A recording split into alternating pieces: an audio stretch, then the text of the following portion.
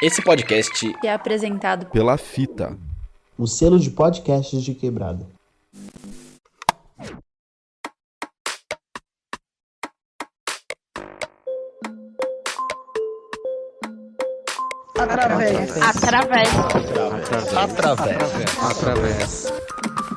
Através o podcast.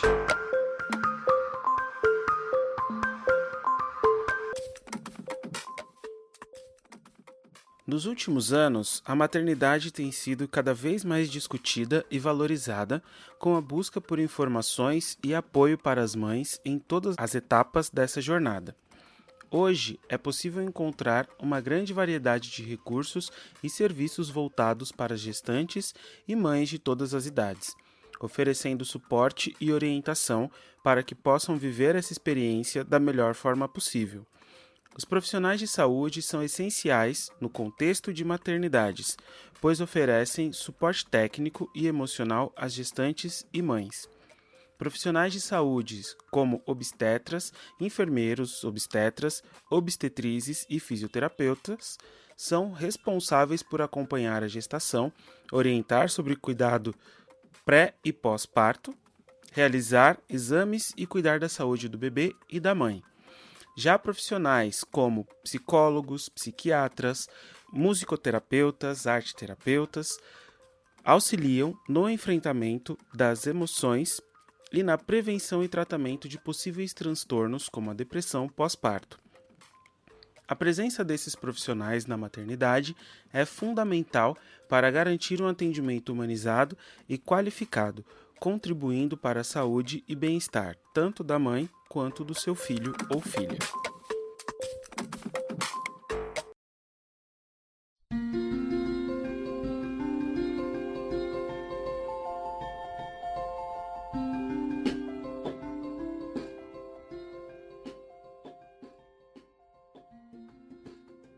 Olá pessoal, tudo bem? Daniel Santana aqui em mais um episódio do Através, junto com meu parceiro de microfones aqui e de vida também, né, Gil? Da nossa amizade aqui. Tudo bom com você, cara? Olá, Dani. Olá, pessoal. Mais uma vez é um prazer estar aqui com vocês. Aquele jargão de sempre, né? Bom dia, boa tarde, boa noite, pois nós não sabemos a que momentos você vai estar nos escutando. Eu quero dizer mais uma vez que é uma alegria estar aqui com as nossas convidadas que nós teremos hoje. Daqui a pouco elas vão se apresentar também. E mais uma vez, Dani, um prazer também estar aqui com você nos microfones também e na caminhada da vida. É isso aí, Gil. Muito bom compartilhar desse projeto com você hoje numa temática tão significativa, né? Tão simbólica nessa data que na altura do lançamento desse episódio já passou, mas que ainda assim a gente sempre celebra, a gente sempre homenageia, né, que é o Dia das Mães. E hoje a gente vai conversar um pouco sobre maternidades, né, com duas participantes muito especiais aqui pra gente, né? Uma delas já participou com a gente de outros episódios, que é a Michele Simões. E já vou até passar a palavra para você, Michele. Por favor, se apresenta aqui pra gente, para quem não te conhece. Olá, gente, aqui é a Michele. Eu sou musicoterapeuta, formada pela FMU na graduação. Eu sou especialista em psicopedagogia também, doula, consultora de aleitamento materno. Sou voluntária numa ONG aqui em São Paulo, né, que atende mulheres em situação de risco, o SERVE. Sou pesquisadora e membro do grupo de pesquisa da USP Mulher e Saúde, Violência Doméstica no Período Gravídico Puerperal. E pela USP, pela Fiocruz, né, a gente publicou um livro ano passado. Então, sou autora e organizadora do livro Mulheres Vizinhas de Terras Distantes, tá? Está até disponível online para quem quiser, é gratuito. É um livro bem interessante que fala das gestantes vítimas de violências imigrantes aqui em São Paulo. E acho que é um pouquinho... Sou mãe, né? Que acho que é bem importante nesse episódio que a gente está falando. Sou mãe de duas meninas, uma de 12 e uma de 8. E acho que é isso. Estamos aqui nessa busca, nesse trabalho aí com a maternidade. Muito bom. Muito prazer, muito bem-vinda novamente aqui aos nossos microfones, à nossa conversa, né? É um prazer enorme poder receber você novamente aqui né, para a gente trocar essa ideia.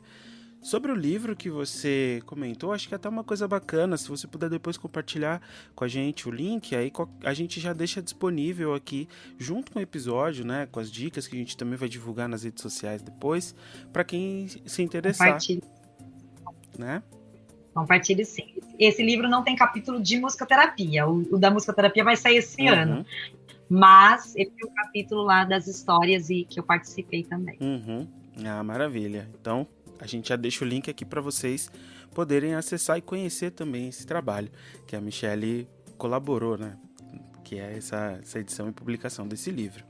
Mas temos aqui uma estreante também, né, no nosso podcast, a Mônica Sanches, que está chegando aqui pela primeira vez. Por favor, Mônica, se apresenta pra gente, conta um pouquinho quem você é. Olá, boa noite.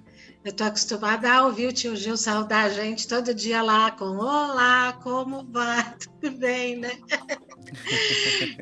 Meu nome é Mônica, eu sou Sanches, mas eu sou mais conhecida como Mônica Ruibal, porque eu tenho 4 nomes, né? Muito nome, mas prefiro Mônica Ruibal, tá?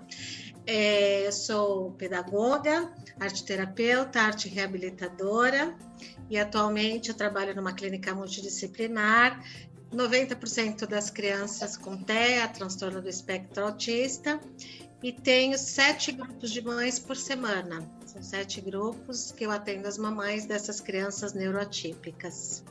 Sou mãe do Vitor, de 32 anos, da Mariela, de 30, e vovó da Isabela. Aqui na mesa comigo temos uma convidada que você não falou, que se chama Frida, que é a minha gata. Ela pode aparecer aqui a qualquer momento, tá? Inclusive miando, porque ela está sentada aqui do meu lado, então ela levanta, ela dá uma volta, então ela também está participando aqui com a gente. Sem problema, né? A minha, eu também tenho, viu, Mônica? Só que a minha eu deixei fora da sala. Ela está aqui me olhando. E é isso. Ah, maravilha. Agradeço o convite do tio Gil, adorei. Acho que é isso, um bate-papo que possa agregar e ajudar as pessoas que buscam alguma coisa nova nessa área, né? Algum conhecimento, alguma dica, sei lá. Sim, sim, com certeza. Nós que agradecemos o aceite de vocês, né? É sempre muito rico poder trocar essa ideia, trazer pessoas novas, vozes novas, áreas diferentes para além da musicoterapia, né? Inclusive, o propósito principal do Através é criar essa ponte, abrir esses canais de comunicação da musicoterapia com outras áreas, com outras profissões ali, para a gente poder acrescentar, agregar, né, e ampliar os nossos olhares, as nossas escutas e as perspectivas de atuação nos mais diversos temas que a gente propõe aqui para conversar. E até pensando um pouco nisso, eu gostaria de iniciar essa nossa conversa pedindo para vocês comentarem um pouquinho mais, né? Vocês falaram um pouquinho dos trabalhos que vocês fazem e tudo mais, mas se vocês puderem trazer um pouco mais sobre o desenvolvimento desse trabalho, né? Por exemplo, a Mônica com esse grupo de mães, que tipo de mães, de público, né? Se tem uma especificidade ou não, se é um grupo aberto, quais características assim que você puder trazer para compartilhar com a gente. A mesma coisa a Michelle, né? Que trabalha com gestantes, né? Então, se vocês puderem dar um panorama sobre o trabalho que vocês realizam atualmente. Então é assim, lá na clínica as mamães são convidadas a participar do grupo voluntariamente, né? Que participa quem quer, quem se sente à vontade. São todas mamães de crianças com algum transtorno, né? E a finalidade não é falar sobre o autismo, não é falar sobre essas questões das crianças. Ao contrário, eu gostaria que elas tivessem aqueles minutos para falar delas, para pensar em outras coisas, porque são mamães que já se ocupam demais desse tema, vivem, né, 100% do seu dia em função dos filhos. E aí eu quero lembrá-las, né, que elas são mulheres, que elas são filhas, que elas são esposas, que elas são amigas, que elas desempenham outros papéis além da maternidade, né, que talvez é o que ocupe mais tempo, mas que também esses outros papéis são importantes na vida de qualquer ser humano, né? Principalmente dessas mamães que são sobrecarregadas, né? Uma das maiores queixas delas sempre são essa falta de tempo, essa falta de poder se dedicar a um projeto pessoal. Muitas delas têm que parar de trabalhar, né? Por conta dessa criança que demanda muitos cuidados, muito trabalho. Então, é um tempinho que elas têm ali para falar de outras coisas, né? Porque são mulheres que têm outros desejos, além de falar de filhos e de maternidade. Então, é um grupo aberto, eu nunca sei quem vem, né? Qualquer pessoa pode participar, que esteja ali acompanhando a criança. Então, essa é uma dificuldade, né, de criar um pouco mais de vínculo, uma coisa um pouco mais segura no setting, porque às vezes vêm pessoas novas, eu não sei quem vem, né? Mas tem funcionado bastante. Eu comecei com um grupo, e elas mesmo, eu acho que a melhor propaganda que eu tive foi o próprio grupo, porque uma ia falando para a outra, aí acabei participando e foram pedindo, e hoje, então, eu tenho grupo quase todos os dias, né? E é um trabalho que me satisfaz muito, né? Eu acho que quando a gente também acredita no que a gente faz, é mais fácil da gente afetar o outro, né? Fazer com que isso chegue no outro. Então, é um pouco isso que eu faço lá na clínica. Não sei se tem mais alguma coisa que você quer saber desse respeito, ou se eu já respondi. Acho que sim, acho que tá ótimo. A ideia é trazer um pouco desse panorama mesmo, né? Pra gente ter um vislumbre, mais ou Inclusive, menos, de como é desenvolvido esse os trabalho. grupos são de 45 minutos, é uma frustração minha esse pouco tempo que a gente tem, né? É uma coisa que me incomoda, porque um grupo de arte-terapia teria que ter 1 hora e 10, né? Mas tem que casar com a terapia da criança, porque a mamãe tem que sair no mesmo horário da criança. Então, é o que a gente tem. E a gente também tem que se adaptar ao que a gente tem, né? Porque a gente sabe que na faculdade ou na vida a gente aprende que tem que ser tal tem, né? Só que às vezes a realidade impõe outras coisas diferentes daquilo. Mas como o grupo está funcionando e as mamães estão pedindo, agora começou um grupo que tem 1 hora e meia. Então, eu estou muito feliz, porque tem um grupo que as mães conseguiram ficar 2 horários. As crianças estão na clínica durante essa 1 hora e meia. Então, assim, eu acho que já é um pós, é uma novidade, é uma coisa a mais que a gente conseguiu, que é fazer esse grupo de 1 hora e meia, que eu acho que é necessário esse tempo, 45 minutos, até a mãe sentar, sem sossegar, já passou 15, né? Aí elas escutam o filho chorando, porque cada uma conhece qual que é o filho. Ela fala, ai, é meu filho. Então, essa dificuldade de desligar essa mamãe um pouco disso, né? E é isso. Se você deixar, eu falo aqui Sim. até às 10 horas da noite.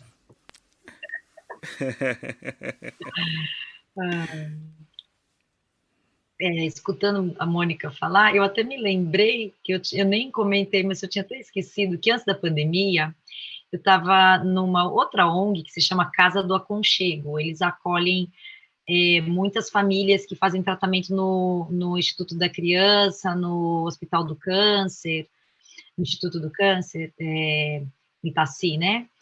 E eu me lembro que eu entrei lá, eles me convidaram na época para trabalhar com as crianças, né, que vão lá, essa casa aconchego, eles recebem as crianças, as famílias que às vezes vêm lá do interior, tal, e aí vão lá para consulta 3 horas da tarde, e chega 6 horas da manhã em São Paulo, e não tem onde ficar. Então, nessa casa eles recebem, né? Aí tinha lá uma sala de jogos para as crianças, eles dão refeições para a família, agora eles até têm lá um lugar que as famílias podem até dormir por um período, né, quando tem, às vezes, precisa passar algum tempo em São Paulo e não tem onde ficar. Mas eu me lembrei desse trabalho, porque quando eu comecei a ajudar lá com as crianças, a princípio era esse o objetivo, só que aí eu comecei a perceber que as mães estavam precisando de um trabalho, né, e aí eu comecei, meio que sem querer, sem nenhuma intenção, juntar esse grupo, e dessas mães dessas crianças que estavam internadas, né, ou que estavam em tratamento muito longo, tinha criança ali que desde que nasceu, vivia em hospital e tem 5 anos de idade, e aí eu comecei a fazer esse trabalho de musicoterapia com esse grupo, a maioria eram mães, mas tinha alguns pais e algumas que eram avós, né, que é exatamente isso, né, Mônica, de cuidar de quem está cuidando, né, porque ela é tanto desgaste emocional, Então, assim, eu tinha até me esquecido disso, né? Foi um período curto que eu fiquei ali, que depois veio a pandemia, e depois da pandemia eu não consegui mais voltar lá por conta dos meus horários. Mas eu lembro que era um trabalho muito especial, e assim, acho que até um desafio para lançar aí para quem está escutando, né? Às vezes as pessoas não pensam nesse tipo de trabalho, que é trabalhar com as mães, né?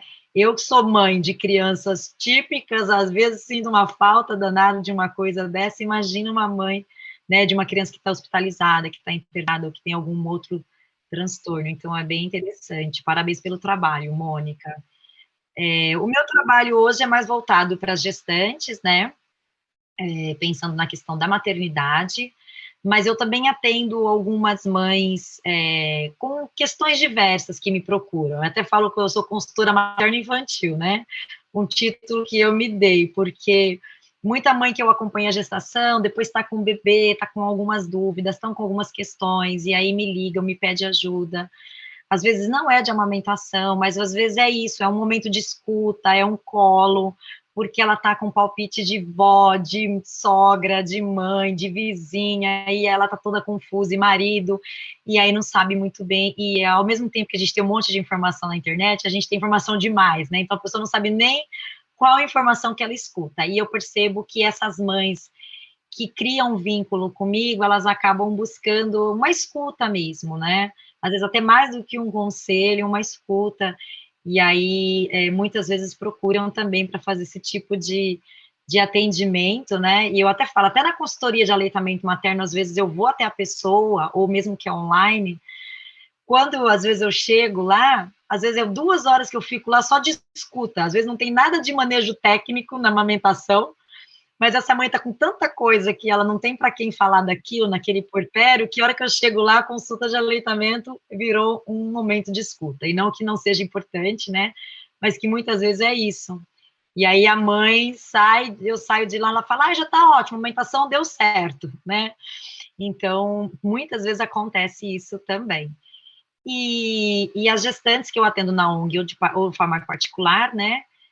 Algumas eu atendo junto com um parceiro, mas a maioria eu atendo sozinha, né? E como já comentei antes, eu gosto mesmo de trabalhar com ela sozinha, porque eu acho que é um momento especial para essa mãe, para essa futura mamãe, se ela já tem filho ou não, é um momento de cuidado, né? Eu passei por essa experiência quando eu estava grávida da minha primeira filha, eu fiz atendimento de musicoterapia, fiz questão de fazer para ter essa experiência.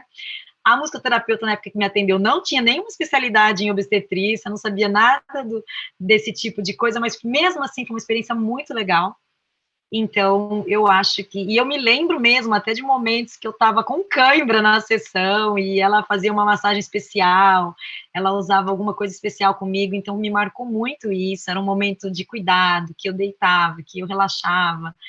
Então, hoje eu valorizo muito isso, né, de atender, mas, assim, quando tem um marido que está muito vinculado, um parceiro ali, eu também trago para algumas sessões, né, para fazer um momento diferenciado. E se for na parte de doula, como eu sou doula, eu faço questão de trazer os companheiros quando eu vou fazer o acompanhamento, a educação perinatal, que a gente fala, né? Então, que eu vou dar aula sobre parto, vou dar aula sobre puerpério, amamentação, aí sim, aí eu meio que obrigo os maridos a estarem presentes, geralmente a gente faz virtual, hoje em dia, mas a gente já pegou essa manha, né? Então, eu marco, peço para ele estar presente. Agora, os atendimentos, onde eu vou cuidar dessa mãe, dessa mulher, dessa gestante, com a musicoterapia, geralmente é uma coisa bem, um momento bem especial dela, né? Então, esse trabalho que eu venho desenvolvendo, eu venho trabalhando com as gestantes desde 2014, 2015, aí 2016 eu comecei realmente a usar musicoterapia. Nesses primeiros 2 anos eu estava mais trabalhando como doula, né? E aí eu comecei a fazer essa junção, então, em 2016. E atendo algumas crianças também, né, típicas, ou neurotípicas, desculpa, mas o foco mesmo do meu trabalho são as gestantes. Ouvir, né, duas profissionais e mães também falando um pouco do trabalho de vocês é muito rico, né? E eu, escutando vocês falar a importância dessa escuta, né? A escuta destas mães, a escuta do trabalho, né? Como a Mônica começou dizendo, muitas vezes é o desafio de que aquela mãe esteja somente ali naquele momento, pensando nela, né? e por vezes essa mãe escuta o choro do filho no meio de tantos na clínica. E a Michelle também traz que daí de 2 horas ali daquela conversa, muitas vezes você ficou escutando, mas para aquela mãe foi importante, né? Foi importante ter alguém com essa escuta qualificada, né? Quão importante é ter alguém com uma escuta qualificada. E também tem outra coisa também, né, gente?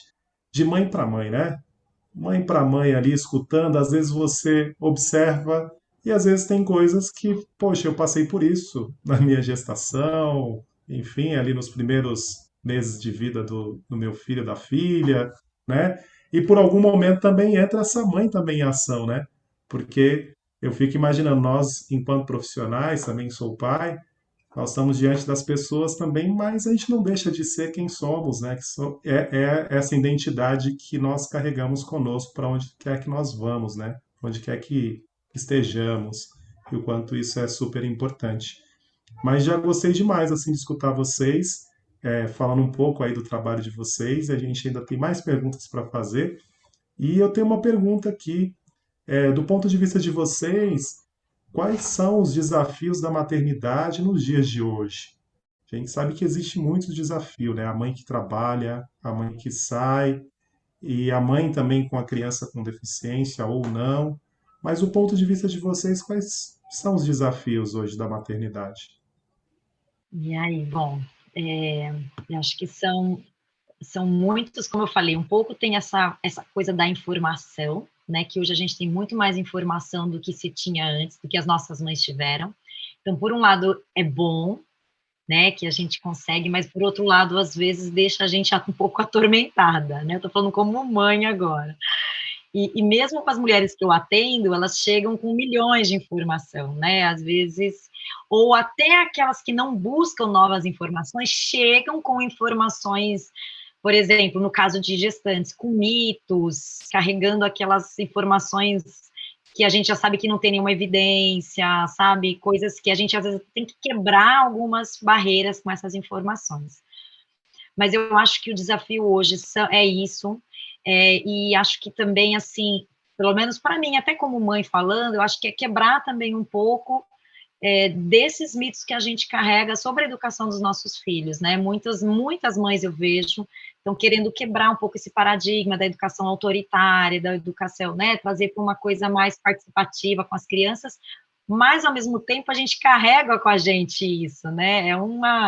É que nem da outra vez eu falei com vocês sobre comunicação não violenta, né? Então, assim, como que é muito mais forte isso na gente, não é fácil a gente fazer essa mudança. Então, para mim, como mãe, o desafio grande é esse, né? Ao mesmo tempo que eu sou uma autoridade na vida dos meus filhos, eu quero ser, né? Eu quero dar esse limite, mas com muito amor, com muita participação, com muita escuta, a palavra que você falou, né?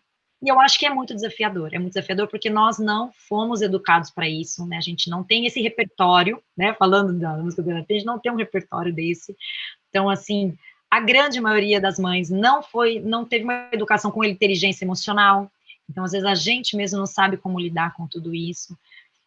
Então, eu acho que é um desafio achar esse equilíbrio, né?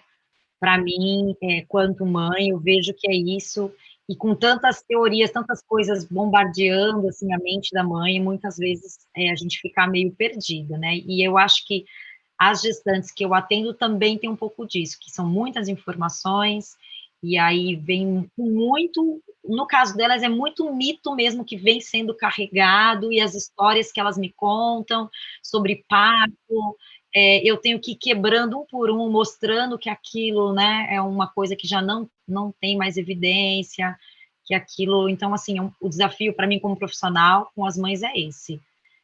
Bom, eu acho que são muitos os desafios, mas eu vou destacar 2 aqui.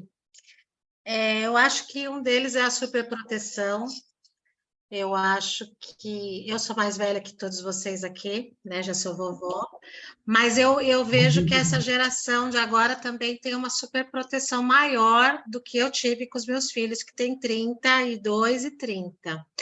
Então, aquela coisa de não deixar a criança se frustrar, né? Não pode cair, não pode machucar, machucar, não pode falar não, não pode chorar, não pode. Então, eu vejo que isso tem gerado, eu acho, uma dificuldade das mães entenderem esse limite, né, do que passa, né? Porque a superproteção é uma linha também bem ali, a gente não sabe medir, né? Quando que passou desse ponto, né? Porque eu falo muito a frase de Winnicott, né? Que o Winnicott fala que não ter mãe é ruim, mas ter mãe em excesso é pior ainda. Eu acredito muito nisso, porque eu acho assim, vamos dar um exemplo que é o que eu sempre dou. Se você tem uma mãe muito desorganizada, mas ela te deixa livre, ela pode até criar um filho organizado. É muito possível ela ter um filho organizado. Agora, se existe uma mãe que é muito organizada, muito rígida, muito fechada e muito superprotetora, ela não dá espaço. Então, a criança não encontra espaço. Né? Então, eu acho que essa superproteção, a gente vê crianças dormindo na cama dos pais até muito tarde, né? A mãe não consegue desvincular, não consegue deixar essa criança voar. Né? Então, eu acho que isso é um desafio. Até as crianças, lá na clínica, tem muitas que dormem na cama com os pais até 10 anos, 8 anos, então acho isso complicado. E outra coisa que eu não tive na educação dos meus filhos, que se eu fosse mãe hoje, eu acho que é bem difícil lidar com as telas, né? Então, acho que as telas é uma coisa dificílima, porque não dá para você tirar, não dá para não inserir o seu filho nesse contexto, né, de que a vida funciona com o celular, de que é necessário que a gente... Mas essa medida também, né, quando iniciar essa vida tecnológica, quanto tempo por dia, qual essa medida, né, eu acho bem difícil, e a gente vê que tem sido um problema muito sério, porque as crianças se enfiam ali naquele mundo, né? E daí depois a gente quer cobrar uma empatia, a gente quer cobrar que a criança olhe no olho, mas ela passa o dia olhando para uma tela do computador. Então, eu acho que essas duas são grandes desafios para as mães. A superproteção, não superproteger, e as telas. E eu acho também, Mônica, ouvindo você falar, que concordo muito com você, mas e eu acho também que tem tudo a ver com o contexto que a gente está vivendo, né? Porque nós temos mães que muitas vezes trabalham muito, ficam o dia inteiro fora, e aí, quando estão com as crianças, super protegem, A culpa, né? né? Então, assim, exatamente. Então, uma coisa vai levando a outra, né? Eu vejo, muitas vezes eu converso com algumas mães e falo, nossa, suas filhas fazem as lancheiras, suas filhas têm tarefas domésticas para fazer, tipo, elas assustam, né? Tipo, como assim? Mas como que ela sabe fazer a lancheira? Eu falei, né, uma coisa que eu tenho, que eu vou trabalhando, né? Então, assim, elas fazem a listinha das tarefas que tem no dia e vai riscando, mamãe, já fiz essa, já fiz essa, já fiz essa. Mas é porque são coisas que muitas vezes eu tenho o privilégio, né, de não trabalhar o dia todo, trabalho um pouco dentro de casa, então consigo, mas eu sei que é um desafio para as mães, e as telas foi bem colocado, porque eu vejo muitas vezes mulheres mais velhas, avós, que falam, se fosse o meu filho não ia fazer isso, mas é um contexto diferente, né? Em casa também tenho bastante limite com essa coisa da tela, mas eu vejo que é um desafio muito grande para os pais, para as mães, ter esse limite, e tá tudo tão normal, né, tão assim, que até as minhas filhas, que às vezes não levam o celular para a escola, ou a outra que não tem o celular, a mais nova, que é até estranho, né, as pessoas até acham estranho, mas a gente, é bem desafiador mesmo isso, acho que é um desafio das mães de agora, e que é um desafio porque a gente está perdido, porque a gente também não teve isso, né, nem a gente sabe lidar com isso, na nossa época era televisão, mas a televisão tinha horário, né, não era televisão 24 horas, acabava o desenho, acabava, você saía da frente da televisão e ia ter que brincar. Hoje não, eles têm desenho 24 horas, né, e ainda se tem uma televisão no quarto, piorou. Uma televisão, um celular, pior ainda que o celular, a criança... Hoje mesmo, eu trombei com um menino saindo do elevador com o tablet na mão, assim, ele nem estava nem olhando para frente, né, então, assim, você vê como que tá isso, é um desafio muito grande mesmo, Mônica, é bem pontuado, bem importante. Realmente vocês trazem pontos assim que são muito relevantes, né, para o convívio, para a própria observação que às vezes a gente tem no dia a dia das mães, né? Aqui todos nós temos esse contexto, esse convívio no ambiente clínico, né? Mas isso também acaba sendo muito comum, por exemplo, no ambiente escolar, no ambiente de lazer, no ambiente familiar, né? De repente a gente observar as mães tendo que lidar ou lidando ali de formas muito diversas, às vezes de uma forma mais fluida, né? Auxiliando a criança ali dentro do contexto, seja nessa questão de ter o momento ali do celular, ter o momento sem, de delegar algumas tarefas ou da própria mãe ir lá fazer, né, dando esse suporte, mas ao mesmo tempo permitindo que essa criança possa fortalecer as próprias pernas, né?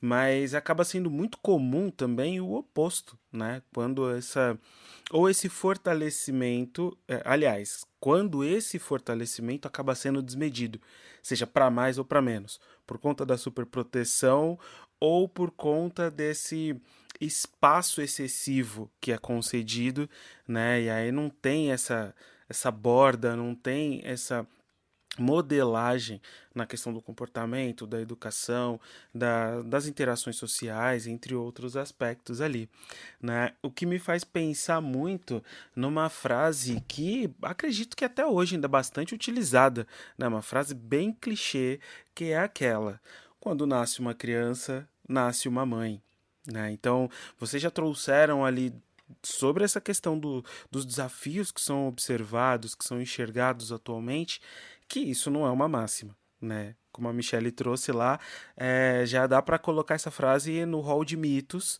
né? Que não é tão direto assim, né? E eu queria pedir para vocês comentarem um pouco como é que é esse processo, como é que vocês têm observado isso, não só sobre os atendimentos de vocês, mas também trazendo um pouco dessa experiência materna de vocês, né? Como que é esse desenvolvimento, esse nascimento dessa mãe? Eu fui mãe com 23 anos. O meu filho nasceu no dia que eu fiz 23 anos. Nós nascemos no mesmo dia. O Vitor nasceu no mesmo dia que eu. Somos capricornianos ambos. Eu não sabia disso que eu vou falar hoje, quando eu tinha 23 anos, mas intuitivamente é o que eu fiz. E é o que eu acho que eu tento ensinar ou mostrar para as minhas atendidas. A gente precisa sentir. A gente precisa aprender a sentir. Eu acho que a mãe tem que dar mais valor para o sentir do que para o pensar. Então, assim, confiar no instinto, na intuição, se escutar. A mãe sabe. E o que eu sinto hoje é que as mães são muito inseguras com esse saber. Elas são muito inseguras de fazer o que elas sentem, o que está dentro do coração delas, entendeu? Aí eu sei, assim, eu vou botar o dedo na boca para o meu filho porque ele está precisando sugar. Ninguém falou, mas faça.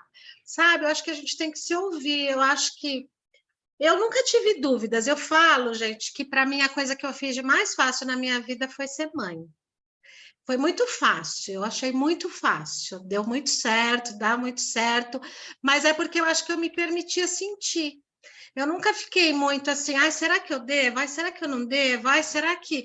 eu vou procurar... Não sei, eu fazia. Porque eu acho que a gente precisa dar mais valor a esse sentir, sabe? Que eu acho que a gente está muito buscando manual, a gente quer muito ler, a gente quer muito informação técnica. E aí eu acho que as mamães esqueceram um pouco que elas sabem, né? Se a gente pensar nos animais, nas mamães, né, as mamíferas, se a gente pensar nos índios, na cultura indígena, né, nos povos indígenas, é instinto, é intuição.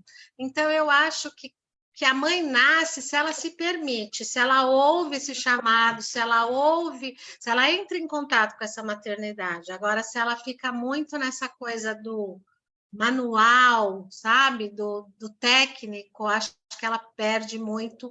Aí eu acho que essa frase fica um pouco comprometida, de que quando nasce um filho, porque eu acho que ela está tão preocupada com tanto acertar, está tão preocupada em fazer certo, em seguir a regra, sabe, que ela esquece de sentir. Então, eu acho um pouco isso.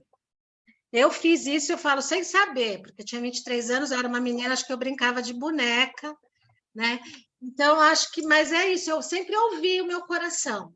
E fiz muita coisa errada, né? Qual mãe que não fez? Que bom, né? Que as mães são humanas, as mães erram, né? Então, eu acho que é um conselho assim, sentir, não só para a mãe, eu acho que está faltando na humanidade, nas pessoas sentir mais, pensar menos. Então, quando uma mãe entra na minha sala, eu falo, vocês estão aqui para sentir, não é para pensar, é para sentir. É isso. Legal, Mônica. Nossa, muito legal a sua colocação. E até, sabe, Dani, eu fiquei com essa frase depois da nosso encontro de domingo e fiquei batutando ela assim, desde aquele dia. E aí eu fiquei pensando assim, eu falei, olha, eu acho que eu preciso até falar com o Dani, porque eu acho que, na verdade, essa frase está certa. Aí eu falei, como assim, né? Porque, na verdade, quando a gente fala que a mãe nasce, talvez o que a gente pensa é que está errado. A Mônica falando de sentir, mas eu vou falar um pouquinho do pensar aqui. Porque o nascimento é o começo. Então, quando a gente está falando que um bebê está nascendo, ele está começando, ele não é um ser humano pronto. E se a mãe está nascendo, ela está começando a ser mãe. Ela não quer dizer que ela está pronta. Então, eu fiquei pensando, sabe, todos esses dias aí, desde domingo que a gente falou sobre isso, eu falei, é igual uma planta. Você planta uma árvore, você planta uma semente, quando ela nasce, ela não é uma árvore pronta. Ela é uma plantinha, né? Ela é bem frágilzinha, e um dia ela vai ser uma árvore estrondosa, né? Independente, vai dar frutos. Então, e a maternidade, a mãe, quando ela nasce, eu acho que ela nasce mesmo com o bebê. O que a gente não pode pensar é que a mãe está pronta e que ela sabe tudo, né? Como a Mônica falou, vai sentindo, vai se descobrindo, e a gente vai se desenvolvendo com o desenvolvimento da criança, né? Então, até na terapia sistêmica, né, que eu também estudo, tem os ciclos vitais das famílias ali. Então, uma família, agora eu estou com uma adolescente já em casa, entrando já com 13, quase 13 anos, então, assim, eu estou já me adolescendo agora como mãe, né? Estou tendo outra mente, outros jeitos de olhar. Então, a gente vai se desenvolvendo com esse filho. Assim como a Mônica hoje é uma mãe diferente, ela já é uma avó. Então, eu acho que essa frase, se a gente pensar por esse viés, ela está correta, e porque a gente vai nascer, né, com esse filho. A gente não está pronta, a gente está nascendo também. E a gente vai se desenvolver conforme ele vai se desenvolvendo. E é muito legal, Mônica, você falar assim, porque você é de uma outra geração, e eu sou dessa geração que pensa demais. Eu sou essa mãe, eu sou extremamente do racional, de ler tudo, de ler um livro, de ler 2 livros, de ler 4 livros, de ler 5 livros. E até tive uma experiência muito triste com a minha primeira filha, que eu ganhei um livro na época, e eu quis segui-lo ao pé da risca, sabe assim? E era daquele método de deixa o bebê chorar no berço. E eu falo isso mesmo com muita tristeza no coração, porque eu sei que tem mães que ainda vão por esse caminho. E eu estava no corredor e chorava, enquanto deixava minha filha chorando no berço. Quer dizer, o meu coração estava falando que estava errado, mas o livro falava, não, faz isso que vai dar certo mesmo. E uma semana minha filha dormiu, né? Então, eu falo, não escutei o meu coração, como a Mônica falou, né? Eu não escutei. Eu acho que quando a gente fala que a pessoa, existe instinto materno, será que existe? Eu acho que se a gente realmente dá um pouquinho de espaço para o nosso coração, né? Até tem algumas psicólogas que hoje em dia falam, olha, é importante, antes da correção, a conexão, né? Então, para a gente poder corrigir, a gente vai ter que se conectar com essa criança.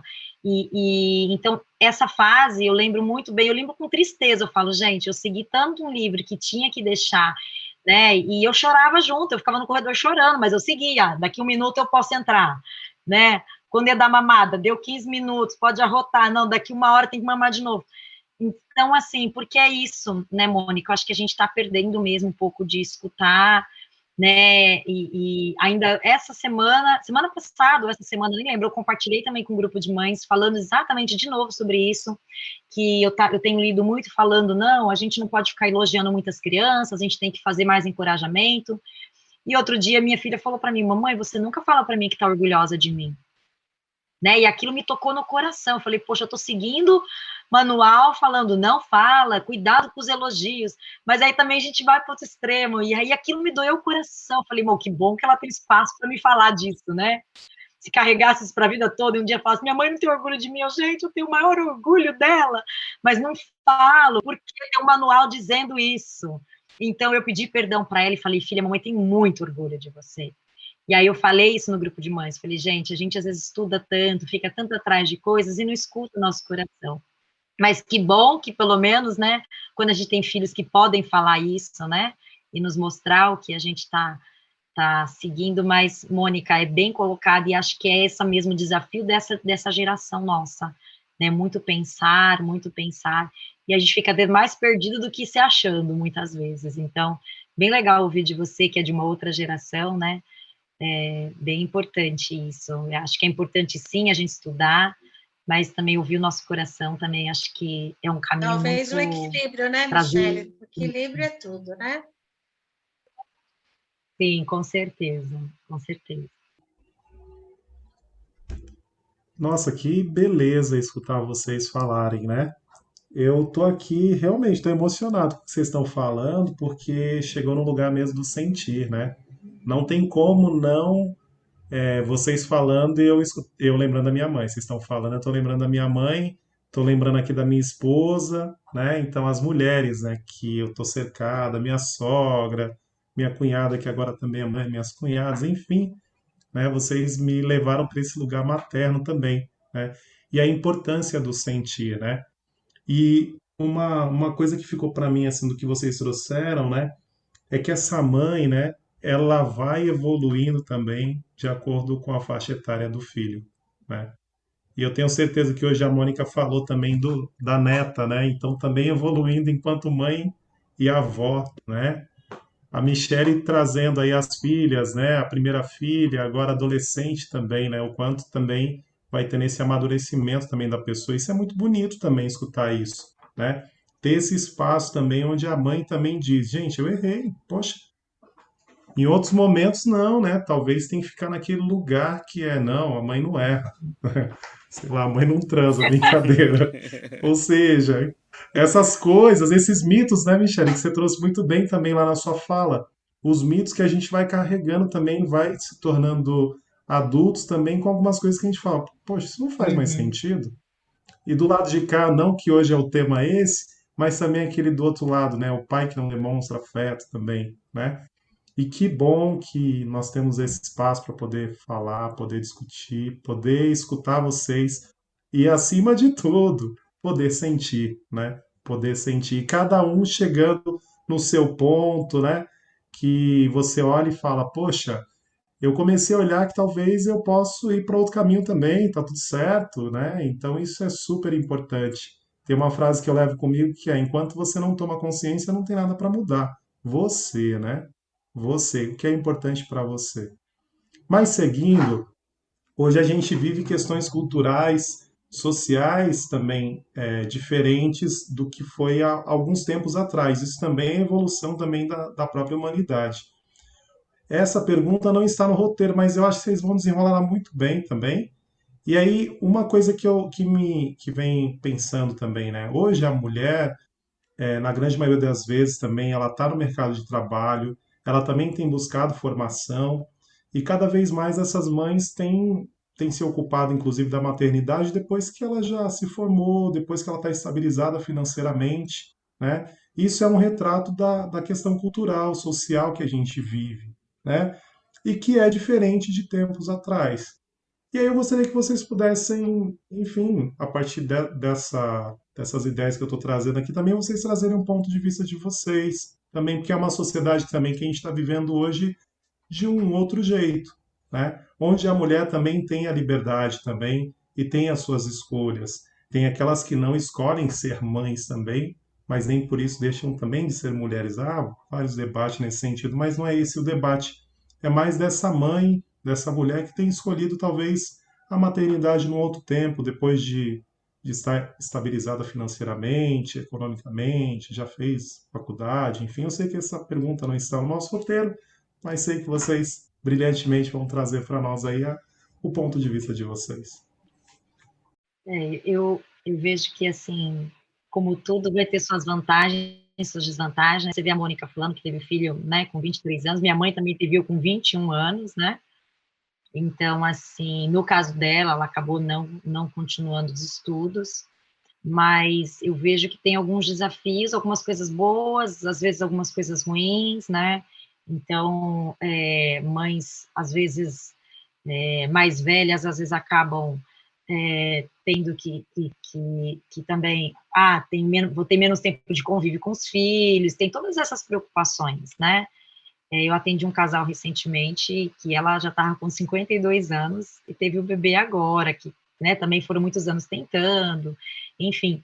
E, ao mesmo tempo, eu vi que ela estava numa fase, assim, já não trabalha mais, estava em casa, então uma dedicação total, sabe, assim, uma calmaria, uma tranquilidade, né, então, diferente daquelas que, às vezes, tem que voltar ao mercado de trabalho, né, então, eu acho que são desafios diferentes, e talvez até por isso, né, que a gente falou agora, Mônica, que talvez por isso até que as mães estão mais pensantes, porque estão trabalhando, estão estudando mais, então estão tendo tantas informações. Eu lembro que na época que eu fiz a musicoterapia, eu já estava querendo ser mãe, né, eu já estava na segunda faculdade, mas eu estava já planejando, acabando a musicoterapia, eu vou ser mãe. Então, quando eu comecei a estudar as matérias de psiquiatria, eu quase surtei, porque eu falei, gente, eu tenho que lembrar de tudo isso quando eu for mãe. Meu Deus, e os traumas, e não sei o quê. Então, acho que também carrega um pouco disso, né? Porque a gente estudando, ao mesmo tempo, vamos ser mãe depois que a gente se formar. Então, a gente vai carregando também esses conhecimentos e vão acumulando, e também, ao mesmo tempo, vão sendo até agentes estressores, né, da vida materna. Então, eu vejo que agora eu estou fazendo uma outra pós e estou querendo entrar no mestrado esse ano ainda. E aí minhas filhas falam, mãe, você é doida, eu não vejo a hora de parar de estudar, e você continua estudando, mãe. Então, assim, eu falo, não, filha, mas a mãe gosta, mas ao mesmo tempo, tem hora que dá vontade de largar tudo, gente. Eu falo, quer saber de uma coisa? O que eu estou inventando esse negócio aqui? Pelo amor de Deus, não dá. E eu falo, não, mas eu quero. Então, é isso, porque você tem que conciliar tudo isso, né? Então, assim, poxa, eu sou uma mãe que eu prezo muito por isso, por estar com as meninas, por ter um tempo com elas. Então, tem hora que aí tem umas amigas que falam, como que você dá conta? Eu falo, não dou conta, eu vou priorizando. Um dia eu entrego um relatório atrasado, outro dia eu fico até um pouquinho de madrugada para terminar uma coisa, outro dia eu cancelo um negócio para poder dar conta do outro. Eu vou fazendo assim, outro dia eu deixo a louça para outro dia para poder dormir com as meninas e ler uma história. Então, a gente vai tendo que conciliar tudo isso e, ao mesmo tempo, buscando esse equilíbrio, como a Mônica falou, que é bem difícil, mas eu acho que eu tenho aprendido a isso, assim, o que eu priorizo agora, nesse momento, o que é mais importante, né? Então, assim, às vezes é deixar uma aula que está fazendo ao vivo aqui, eu vou assistir a gravação depois, porque a minha filha está me solicitando para brincar um pouquinho com ela. Então, depois eu assisto a gravação enquanto eu estiver cozinhando à noite, depois que todo mundo dormir. Então, às vezes é isso, a gente tem que, né, tentando buscar esse espaço, mas acho que é bem desafiador, sim, é bem desafiador, e acho que enfim, é isso, não sei se respondi a pergunta, talvez a Mônica ajude. Eu concordo com a Michele, eu acho que tem prós e contras, né? Eu não sou aquela pessoa que fica achando que tudo que era no passado era melhor do que hoje. Aí também acho um horror aquelas pessoas que ficam assim, não, na minha, longe disso. Mas eu acho que também é muito legal ter 55 anos e ter filho de 32. Porque eu acho que eu também aproveito de um outro jeito, ser uma avó nova, então acho que tem vantagens. A minha filha tem 30 e ainda não tem filhos. E aí o que eu vejo um pouco é quanto essas meninas de 30, elas se cuidam mais, ela tem uma coisa mais, ela teve mais um corpo que não era de mãe, né? Porque eu com 24 eu já tinha 2. Então, assim, eu vejo assim, o quanto elas curtem umas coisas mais do que eu curti, porque eu com 24, a minha prioridade não era para ir para academia, a minha prioridade era cuidar dos meus filhos, que eu tive os 2 com 1 ano e 5 meses de diferença. O Vitor tinha 8 meses, eu engravidei de novo. Então, eu também acho que as exigências são maiores, porque eu já tinha faculdade com 23 anos e estava bom naquela época. Hoje você tem que ter faculdade, pós-graduação, mestrado, doutorado, pós-doc, a vida te cobra mais. Então, assim, na minha época, assim, tenho faculdade, me formei, já posso ser mãe. Né? Não tinha aquela lista. A lista hoje é assim: aí você tem que ter um corpo maravilhoso, você tem que malhar, aí você tem que fazer não sei o que, aí você tem. E na minha época, não, eu tinha que casar, tinha que estudar, vai, fazendo né, o padrão, tinha que estudar, terminei a graduação, eu tinha que casar e tinha que ter filho, eu segui o roteiro, né, para aquela época. Nem todas as meninas fizeram isso, mas a grande maioria das minhas colegas, das minhas amigas, seguiram esse roteiro. Então, acho que mudou muito. E sabe o que eu acho? Que a mãe tem que decidir ter filho a hora que ela quiser. Hoje eu acho que nós estamos nessa fase de isso. Quer ter com 20, tem. Quer ter com 30, tem. Quer ter... Hoje tem essa Cláudia Raia com 55 tendo filho. Isso é muito bacana, né? Então, cada um saber o que é melhor para si e vivenciar isso, e ser livre, né? Talvez a minha geração também não era tão livre, porque tinha esse padrão, né? De que você tinha que ter filho logo, que você tinha que, né? Eu sei que eu lembro que eu fui na terapia, acho que depois que eu tive meus filhos, eu estava na terapia, eu faço terapia a vida inteira. E eu cheguei um dia para ela e falei, agora? Eu já estudei, eu já casei, eu já tive filho, e agora? Acabou? Porque também era muito rápido tudo, dava um pouco essa sensação, sabe? E agora? O que eu vou fazer agora? Né? Mas assim, aí eu voltei a estudar, eu fiz arte terapia em 2016, a gente vai se. Também é gostoso isso, porque aí eu estou nessa fase que agora os meus filhos são grandes e eu posso fazer um monte de coisas. Porque eu sou livre agora com 55, já moro sozinha, então eu posso viajar, eu posso estudar. Né? Então, assim, não dá para falar qual que é melhor, qual que é mais certo. Acho que cada um escolhe aí o seu caminho. E às vezes também não escolhe, né? As coisas vão acontecendo e a gente vai, tipo, no caminho eu resolvo, né? Vamos indo. Demais, eu acho super importante essas reflexões, assim, em especial sobre essa liberdade, né, que pode ser vivida hoje, porque acho que para além da questão das disponibilidades, das possibilidades, né, das exigências sociais, né, a própria exigência social antigamente era diferente, né, a mulher ela tinha um papel muito bem definido na instituição familiar. Hoje esse papel ele já está um pouco mais flexível, né? Tanto que a mulher não necessariamente precisa estar em uma instituição familiar para ser reconhecida, validada, né? O que há tempos atrás, é, acredito e espero que você não tenha necessariamente que ter passado por isso, Mônica, mas a gente sabe que há tempos atrás era assim, a mulher Tinha que era casar praticamente criada para para... casar. Exato. Isso. Exatamente. Então, hoje existe uma liberdade maior e que bom que essa liberdade existe, né? Para que a mulher possa escolher se e quando gestar, se e quando ter filhos, né? E hoje em dia nem depende mais necessariamente de um companheiro, né? Processos de adoção, fertilização, a mulher ela pode ir atrás desses processos e realizar esse sonho, esse desejo de ser mãe, independente de ter alguém ali do lado, né?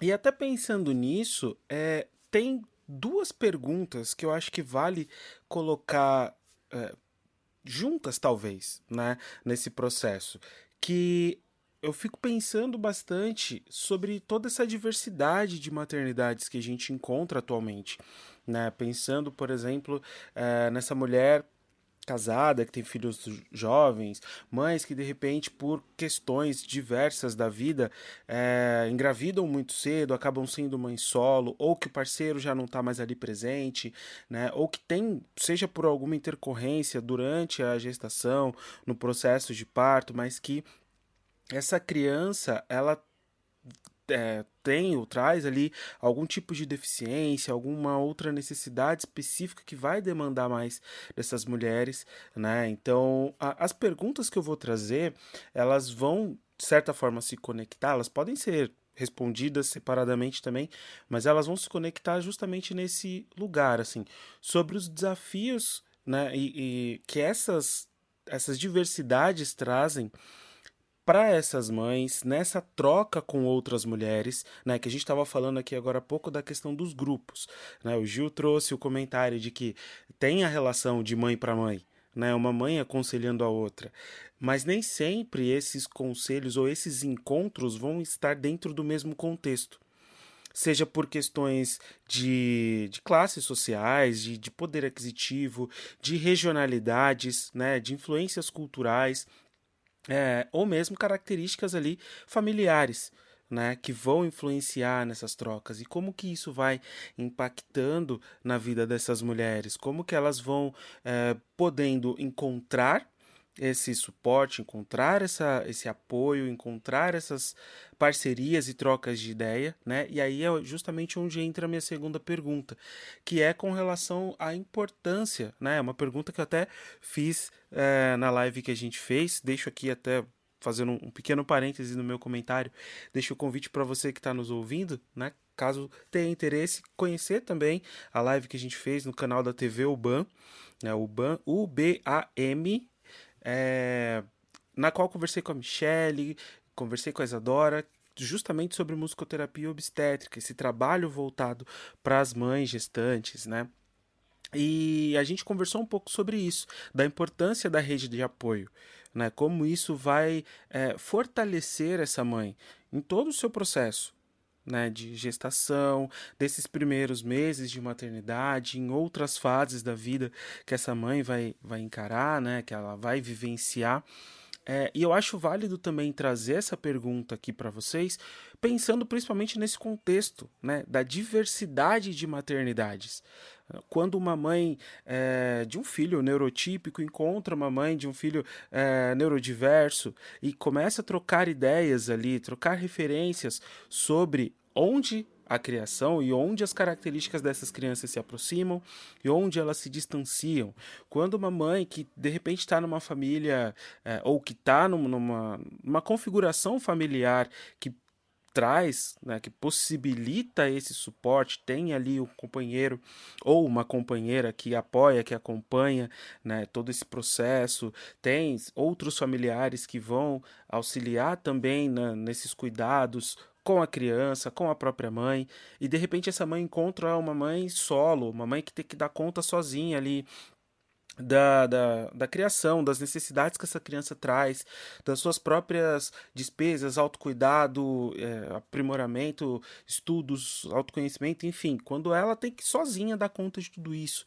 Como que essas trocas vão ocorrendo? E aí eu queria saber de vocês, né? Primeiro, se vocês observam, se já presenciaram, acompanharam encontros como esse, né, dessa diversidade de maternidades ali, criando essa rede ou trocando essas experiências, e como uma rede de apoio, seja para essa mãe de modo mais individual, ou seja a partir desse grupo terapêutico, né, que vai sendo construído ali, como isso vai auxiliando essas mulheres nesse maternar. Eu não sei, eu vou começar falando de um livro, eu não li ele todo, eu folheei, o meu filho leu quando foi ter a Isabela, que é o Bésame Mucho, do médico espanhol, Carlos Gonzalez, que fala dessa maternidade mais amorosa, né? Que fala desse dormir, deixar o filho, não chorar no berço, não deixar o filho chorar no berço, né? Então, quem não conhece... E ele fala muito... dessa maternidade mais compartilhada.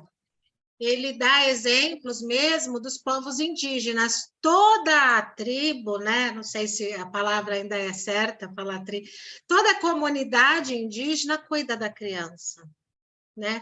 A gente deveria ser assim, a gente deveria resgatar isso. Quando eu vejo que uma criança morreu por alguma negligência, uma bala perdida, por tráfico, eu me sinto responsável por aquela criança, porque eu acho que nós, enquanto sociedade, falhamos. Quando uma criança morre, acontece alguma tragédia com uma criança, eu acho que é responsabilidade de todos nós.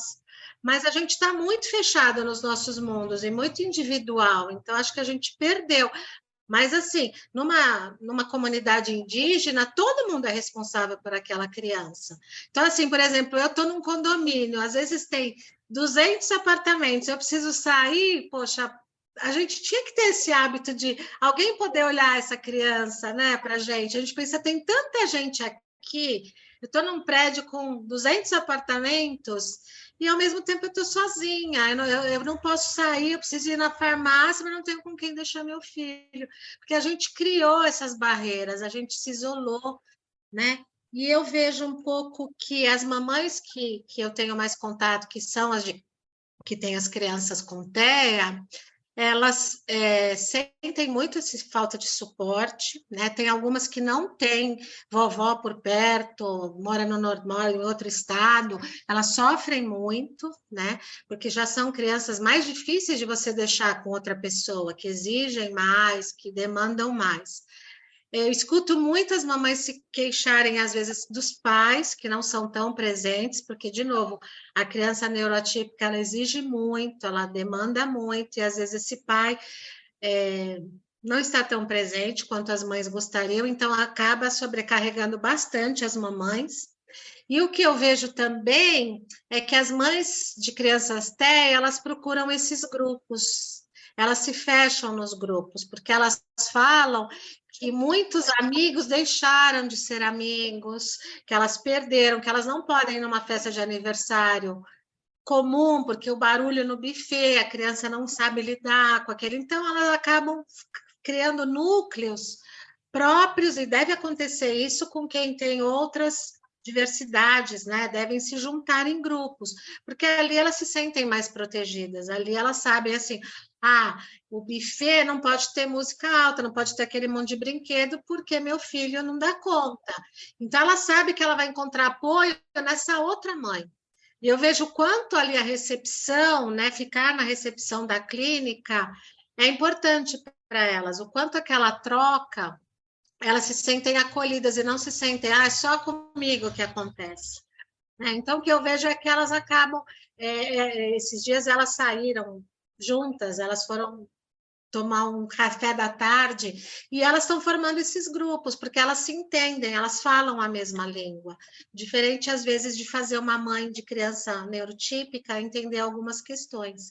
Então, vejo que tem esses núcleos, né, essas tribos que se fecham, por essa dificuldade. E elas sentem muito essa falta de apoio, de família. As vovós são muito presentes quando tem, são muito importantes, muito desempenho. Muitas são as que levam as crianças na clínica, mas eu também vou falar dos papais que também têm, os que vão, que ficam lá, que trabalham lá, que levam o note, também existe, né? Os pais também deram um salto enorme, eu sei que não é o tema aqui agora, mas a gente também precisa lembrar que tem esse pai que também soube ocupar esse espaço novo no núcleo familiar.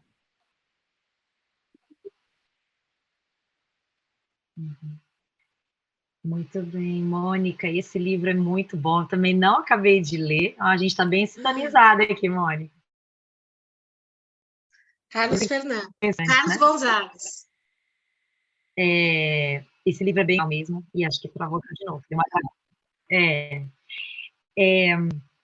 Eu acho que pensando nisso que ele fala, e acho que até outros autores falam disso, eu acho que bem o que a Mônica falou, mas não só ela está trazendo a realidade das mães com TEA, né, das mães de criança com TEA, mas eu acho que as próprias mães vão buscando as suas tribos, né? Eu acho que, assim, eu trabalhei com crianças lá no Hospital das Clínicas, quando eu me formei, com as crianças com síndrome de Williams, e elas têm uma associação, elas faziam piqueniques com as crianças do síndrome de Williams, que é uma síndrome que não é tão conhecida, então a gente ia, estavam todas juntas. Agora eu estou atendendo lá no Espaço 21, que tem muitas crianças com síndrome de Down, então a gente vai no parque, as mães estão juntas, é um piquenique, e acho que até mães de crianças, né, que não tem nenhuma síndrome, não é? Mas, assim, eu percebo isso, eu gosto de me encontrar com outras mães para tomar um café, para conversar. Eu tenho uma grande amiga, muito parceira minha, que não é mãe, né? Mas ela é tipo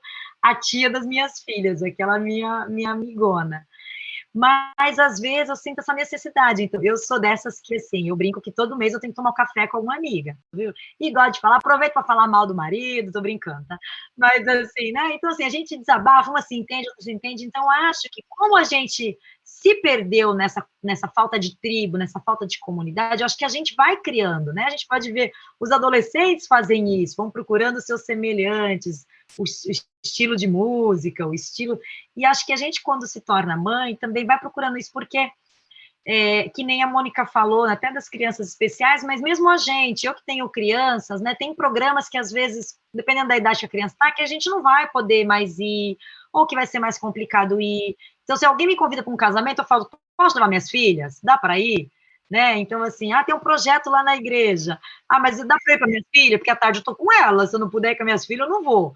Né? Então, assim, a gente acaba que vai buscando também essa tribo, esse espaço onde as pessoas se entendem, a festinha ali, eu posso ir com meu filho, eu posso levar, porque às vezes não tem mesmo uma rede de apoio. E a hora que você falou, Mônica, do prédio, do apartamento, eu falei, meu, é muito verdade isso. Eu sou muito abençoada, que eu tenho uma vizinha aqui, uns vizinhos, que a gente é muito parceiro. A gente abre as portas, os gatos circulam, os filhos circulam. E aí, hoje mesmo, eu falei assim, gente, posso deixar minha filha aqui que eu vou buscar outra na escola? Porque isso é busca uma no horário, busca outra no outro horário. E isso é tão ruim. Às vezes, aí você sabe que tá cheio de gente no prédio, mas você não vai deixar a criança de 8 anos sozinha ali. Eu não consigo. Então, eu falo, se tivesse alguém que pudesse falar assim, tá aqui, viu? Dá só uma olhadinha, eu posso deixar aí rapidinho? E não tem. E a gente também fica numa coisa de... eu vejo que as mães têm dificuldade de pedir ajuda, né? A gente precisa pedir ajuda. Né? Então, fala assim, mas aí vem aquele papo, não, mas o pai tem que saber que ele é pai, que ele tem o papel dele, mas ele não foi educado para isso. Então, a gente tem que pedir ajuda sim. Eu falei que, assim, o meu casamento, a minha vida familiar melhorou quando eu aprendi a pedir ajuda, a mostrar para meu marido o que eu precisava. E agora, gente, funcionou, que deu fruto que eu já não preciso mais pedir. Agora ele já enxerga. Mas foi um processo, porque eu vejo que as mães relutam, falam, não, ele tem que adivinhar o que eu quero, porque, né, é o papel. E ele também não sabe, então precisa aprender. A gente falou, né, nasce a mãe, tem que nascer o pai também. Então, a gente pedir ajuda, as mães também pedir ajuda para a avó, eu sou super descarada, viu? Outro dia, eu tinha um evento da USP, eu tinha que ir, eu mandei um grupo lá, uma mensagem no grupo das mães do colégio. Gente, preciso que alguém pegue a minha filha hoje na escola e fique com ela a tarde toda. Alguém pode fazer isso? Bem descarada, assim. Porque eu falei, senão eu não vou poder participar do evento. Eu não tenho babá, não tenho mãe perto, não tenho sogra. E aí uma mãe, que eu nunca tinha visto na vida, mas que era amiguinha da minha filha, falou, eu levo minha filha para casa. A mãe doida aqui autorizou, deixou ela levar. Passaram tardes maravilhosas, a mãe ficou super agradecida porque a filha dela era nova no colégio. Então, assim, eu acho que às vezes... E eu sou assim, eu coloco no grupo, gente, precisando de mim, me chama, eu moro pertinho da escola, não custa nada eu pegar a criança, trazer para casa, almoçar aqui, sabe? Eu tenho um prazer de fazer isso. Então, mas eu acho que falta um pouco isso, das mães tem vergonha, tem medo de pedir ajuda para o outro, sabe? Mas né, eu tenho que dar conta, a gente volta naquela coisa, eu tenho que dar conta. Então, acho que, assim, pedir, e fica, às vezes, também essa coisa de não vou pedir ajuda da avó, porque é de outra geração, porque a avó vai fazer de um jeito que eu não quero. Eu vejo muito isso. Eu já vi inclusive, mães que falaram para mim assim, a minha doula falou que eu não posso deixar a visita vir em casa até o bebê completar 3 meses. Eu falei, gente, mas como assim? Não é a doula que manda na sua casa? Você que decide isso, se você está precisando. Eu, quando a minha filha nasceu, na segunda, eu queria ver gente. Eu ficava, gente, cadê vocês? Vem me visitar. Então, é muito disso, né? Cada um. Então, acho que a gente tem que, sim, gente, sair desse espaço de eu preciso pedir ajuda, né? Eu preciso de ajuda. Olha, me ajuda aqui, que isso aqui tá, né? Tá difícil, então eu preciso, vou ter isso, vou ter aquilo. E assim, acho que a gente vai conseguindo achar nossas tribos e se identificar e lidando com isso.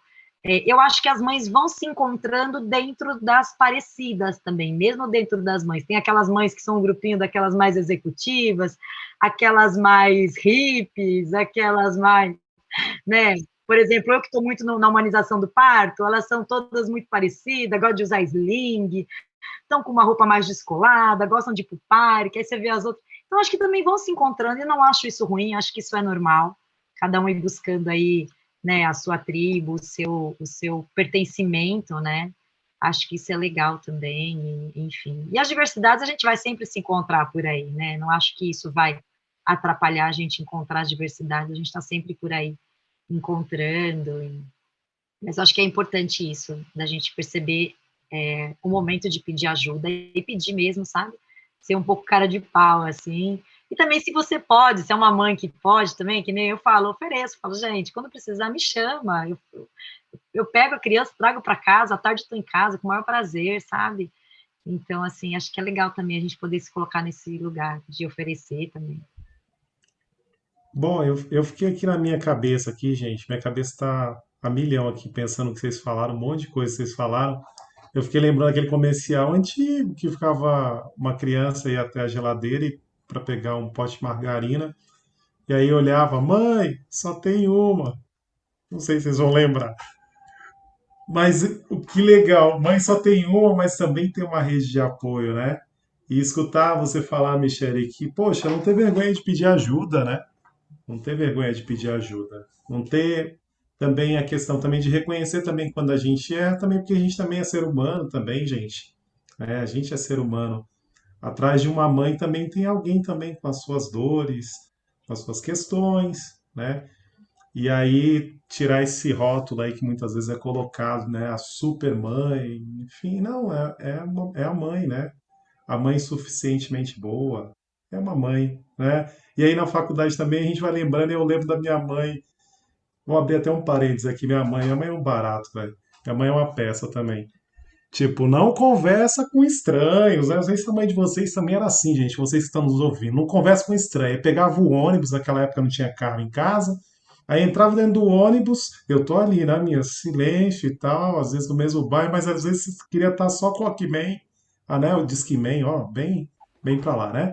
Enfim, escutando o seu Spotify da época, entendeu? Sei lá, Racionais, sei lá, Arte Popular. E aí minha mãe chegava, começava a conversar com a pessoa num percurso de uma hora, terminava, mãe, você conhece essa pessoa? Eu não, filho, mas é uma pessoa tão legal, tão fantástica. Ela falou dos filhos dela, eu falei do meu. Aí eu olhava e falava, cadê aquela parte que a minha mãe falou que não era pra falar com estranho, né? Mas enfim, fecha parênteses. Isso acho que só foi minha mãe. Minha mãe é assim mesmo. E aí eu olho pra minha mãe com muito carinho com essas coisas, sabe? Nada, eu vim para São Paulo também com esse discurso aí, eu É, vou te falar, eu só aprendi a falar com estranhos depois que eu tive minhas filhas, porque elas eram, assim, elas falavam até com poste, se deixava, né? Passava uma senhorinha, elas queriam fazer a pessoa rir, conversar, puxar papo, então eu aprendi a falar com estranhos, e aí eu já eduquei diferente. Eu falo, meninas, vocês podem conversar com qualquer pessoa, só não podem sair de perto da mamãe com ninguém, nem com a vovó, porque se eu não estou sabendo que você está saindo com a vovó, eu não sei onde você está. Então, sempre tem que me avisar. Então, eu ensinei assim, qualquer pessoa que te chamar para ir ali, qualquer lugar, você fala, mamãe, estou indo, porque aí eu sei, se for um estranho, né? E a criança, muitas vezes, não sabe o que é o estranho, né? sim, Quem é o estranho. O tiozinho da esquina que vende a fruta, minha mãe fala um dia com ele, será que ele é estranho? Então, acho que a criança fica meio é, confusa. essas Então, eu coisas, né? falo, independente, você conversa com todo mundo, cumprimenta, seja educado, mas não sai de perto da mamãe com ninguém, nem com conhecido, porque se você não me avisa, eu não sei onde você está. Então, acho que fica um pouco mais fácil, menos risco também, né? Claro, Que aí, se for uma pessoa estranha que vai chamar ela para fazer alguma coisa, ela vai me avisar. claro. Então, foi assim que eu achei uma saída. Mas elas que me ensinaram a falar com estranho, viu? Porque eu também ficava nessa daí, igual você, viu? É, e aí você vai lembrando da margarina, que é mãe só tem uma, e esse é o jeito de uma mãe, e outras tantas, né? As questões das mães, né? E olhar para a mãe também depois da sua criação também, e você fala, poxa, a minha mãe teve um jeito de criar com tudo aquilo que foi que ela tinha de repertório naquele momento da vida dela, né? E você olha para você e você tem outro momento da sua vida, com outros repertório, com outras coisas. E aí você olha para sua mãe que hoje é vó, aí a avó é outra ideia, né? Mas assim, gente, a gente está caminhando aí para os nossos finalmente, ainda não estamos terminando. Você que está nos acompanhando não vai embora ainda. Ainda temos mais algumas perguntas para as nossas convidadas. E aquela pergunta que é o jargão que a gente tem aqui também no nosso podcast, né? Que vocês pudessem compartilhar conosco algum perrengue que vocês passaram, né, na questão profissional de vocês, que vocês gostariam de trazer aqui. Eu lembro a hora que eu vi essa pergunta, eu fiquei pensando, né? Eu lembrei de um que, quando eu comecei a atender gestante, eu gostava muito gosto ainda dos álbuns da Isadora Canto, né? Que ela fala muito de maternidade, e eu fui acompanhando a evolução dela como cantora, inclusive na época ela era doula, depois ela deixou o serviço de doula, porque eu ganhei, quando eu engravidei da minha primeira filha, em 2010, eu ganhei um CD, ainda tinha um CD, né, gente, de uma amiga minha, musicoterapeuta, que mandou para mim por correio, que era a Vida de Bebê da Isadora Canto, fiquei apaixonada pelo CD e tal. E aí, quando eu comecei a atender, eu usava muito as músicas dela, até hoje uso, que ela fez música Vida de Mãe, Vida de Bebê, Vida de Criança, ela foi evoluindo também, como a gente falou, né? Acho que os filhos foram crescendo. E aí, um dia, eu estava atendendo uma mãe, uma gestante, né, lá na ONG, e é aquela música linda que fala, vejo que você está crescendo, bem quentinho aqui dentro. Papai me abraça inteira, pra sentir você também. E aí, gente, então, o que acontece é que o papai não estava presente nessa história, né? E eu achando tão linda aquela canção que me tocava tanto, eu e meu marido, a gente escutava junto e tal. E eu trouxe para a sessão toda feliz, né? E aquela mãe não tinha vínculo nenhum com esse pai desse bebê, né? Então, a hora que caiu minha ficha, eu falei, gente, né? Então, papai me abraça inteira. Não, não tem esse papai que está abraçando essa mãe inteira. E aí eu comecei, até quando eu dou os meus cursos, quando eu falo com os musicoterapeutas, né, que querem trabalhar com gestante, eu falo, tomem muito cuidado quando você for escolher um repertório. Claro, foi um erro ali de principiante, né, mas que, assim, porque a música tinha a ver com gestação, tinha tocado a minha vida, mas, assim, é importante a gente olhar, né, para essa história dessa mãe. Será que esse papai está ali presente, abraçando essa mamãe inteira, né?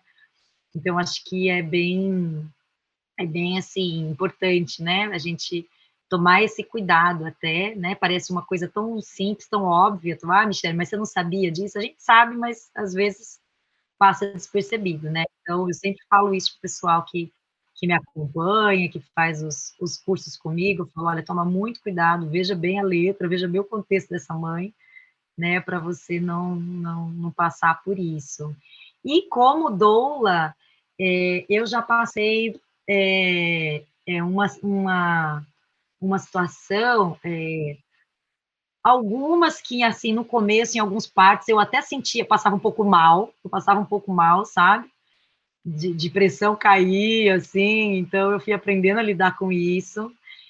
E teve uma que foi até engraçada, porque a mulher estava ali no trabalho de parto, e o bebê estava meio enroscado mesmo, negócio ali meio ruim, sabe? E era uma amiga mesmo minha, que ela me contratou para ser doula dela.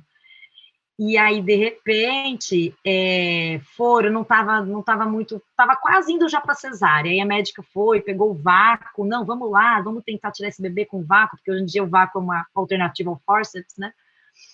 E aí a médica, que não tinha tanta intimidade com o casal, começou a gritar, Carlos, acho que Carlos Eduardo, Carlos Eduardo, Carlos Eduardo. E eu, gente, será que é o médico que ela está chamando? Meu Deus, esse bebê está morrendo? Ai, Jesus. E era uma amiga minha, me deu aquele desespero, meu Deus, meu Deus, o que está acontecendo? E não era, ela estava chamando o pai para ver o bebê sair, né? Que estava vindo finalmente. Só que era Carlos o nome dele, né? Amigo nosso, mas não era, eu acho que ela falou Carlos Eduardo e não era Carlos Eduardo. Então, e como eu não chamo ele de Carlos, porque eles são amigos, né? Eu chamo de Carlinhos, eu pensando, me deu um desespero total. Eu pensei, meu Deus, o negócio tá ruim, deu ruim, ela tá chamando algum outro médico para tirar esse bebê que deve ter morrido. Me deu um desespero total. E aí, a hora que eu vi que não era o pai, que ela estava chamando para ver o bebê nascer, que me deu um alívio. Ai, Jesus, ainda bem que era só isso, né? Então, assim, com perrengues aí de doula também, né? Porque o parto, como doula, também tem muitas situações meio tensas, né? Que a gente fica ali numa tensão do nascimento. Mas essa daí foi a que mais me marcou, assim, de eu estar achando que estava um negócio horroroso e, na verdade, ela estava só chamando o pai para ver o bebê nascer. Só vou falar um segundinho que a arte-terapia, assim como a musicoterapia, faz parte das terapias integrativas e complementares no SUS, né? Porque muita gente acha que é fazer artesanato, é a grande briga das arteterapeutas, tem que ficar o tempo inteiro explicando o que é arte-terapia. A arte-terapia não está preocupada com o objeto final, né? Então, eu não estou preocupada se ficou bonito, se ficou feio, o que importa para nós é o processo, é o quanto aquela produção conversa com a pessoa, o que ela diz sobre a pessoa. Então, assim, a gente trabalha muito com arquétipos, né? A psicologia analítica, a arte-terapia toda fundamentada na psicologia analítica de Jung.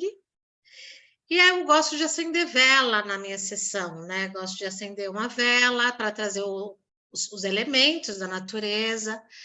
E uma vez uma pessoa entrou, a primeira vez ela entrou na sessão e ela perguntou se era espiritual a sessão, né? Então, achei bem curioso. E eu falei para ela, nada do que a gente faz aqui é espiritual, deixa eu deixar muito claro, né? Porque é tudo embaseado, né? Eu fiz uma pós-graduação de 2 anos, faço outra pós-graduação, é tudo, né?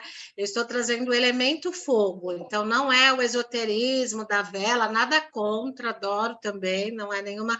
Mas, assim, numa sessão, a gente está focado então, nos 4 elementos. Eu preciso também tomar muito cuidado hoje em dia com a religião das pessoas, né? Porque, por exemplo, assim, as pessoas de uma linha mais evangélicas, às vezes eu dou a cartinha para tirar no final da sessão, que não é tarô, não é adivinhação, uma cartinha que vem lá assim, paz, amor, paciência, é uma palavra, mas sabe, já teve pessoas que também se negaram na hora de eu dar a cartinha, né? Isso numa primeira sessão, depois eu acho que eu vou explicando, a pessoa entende que é uma mensagem, mas também se a pessoa não quer tirar, ela pode ficar à vontade. Então, acho que esses foram assim, alguma coisa que eu já passei assim, de saia justa. Mas o que acontece muito, como o meu grupo é aberto, eu não sei quem vem, e que eu preciso ter um jogo de cintura bem grande, é porque às vezes aparecem coisas muito densas durante uma sessão. Então, já teve uma pessoa que chegou a primeira vez e falou que cometeu várias tentativas de suicídio no grupo, assim, né? E aí você tem que ter um jogo de cintura de como você vai contornar, você tem que acolher aquela pessoa, porque ela talvez, que a gente falou aqui no começo, ela não teve essa escuta, ela precisa falar, e ela encontrou ali um lugar para isso, mas talvez não seja o lugar e o momento adequado. Então, depois, geralmente, eu corto o assunto, porque eu tenho que dar continuidade na sessão, mas depois, se eu tenho oportunidade, eu busco, procuro a pessoa para a gente conversar um pouco só nós.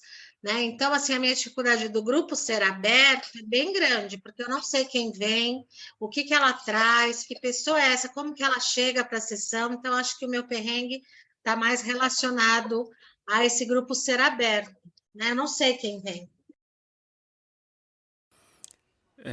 Histórias incríveis, assim, que a gente acaba conhecendo e compartilhando aqui, né, Gil?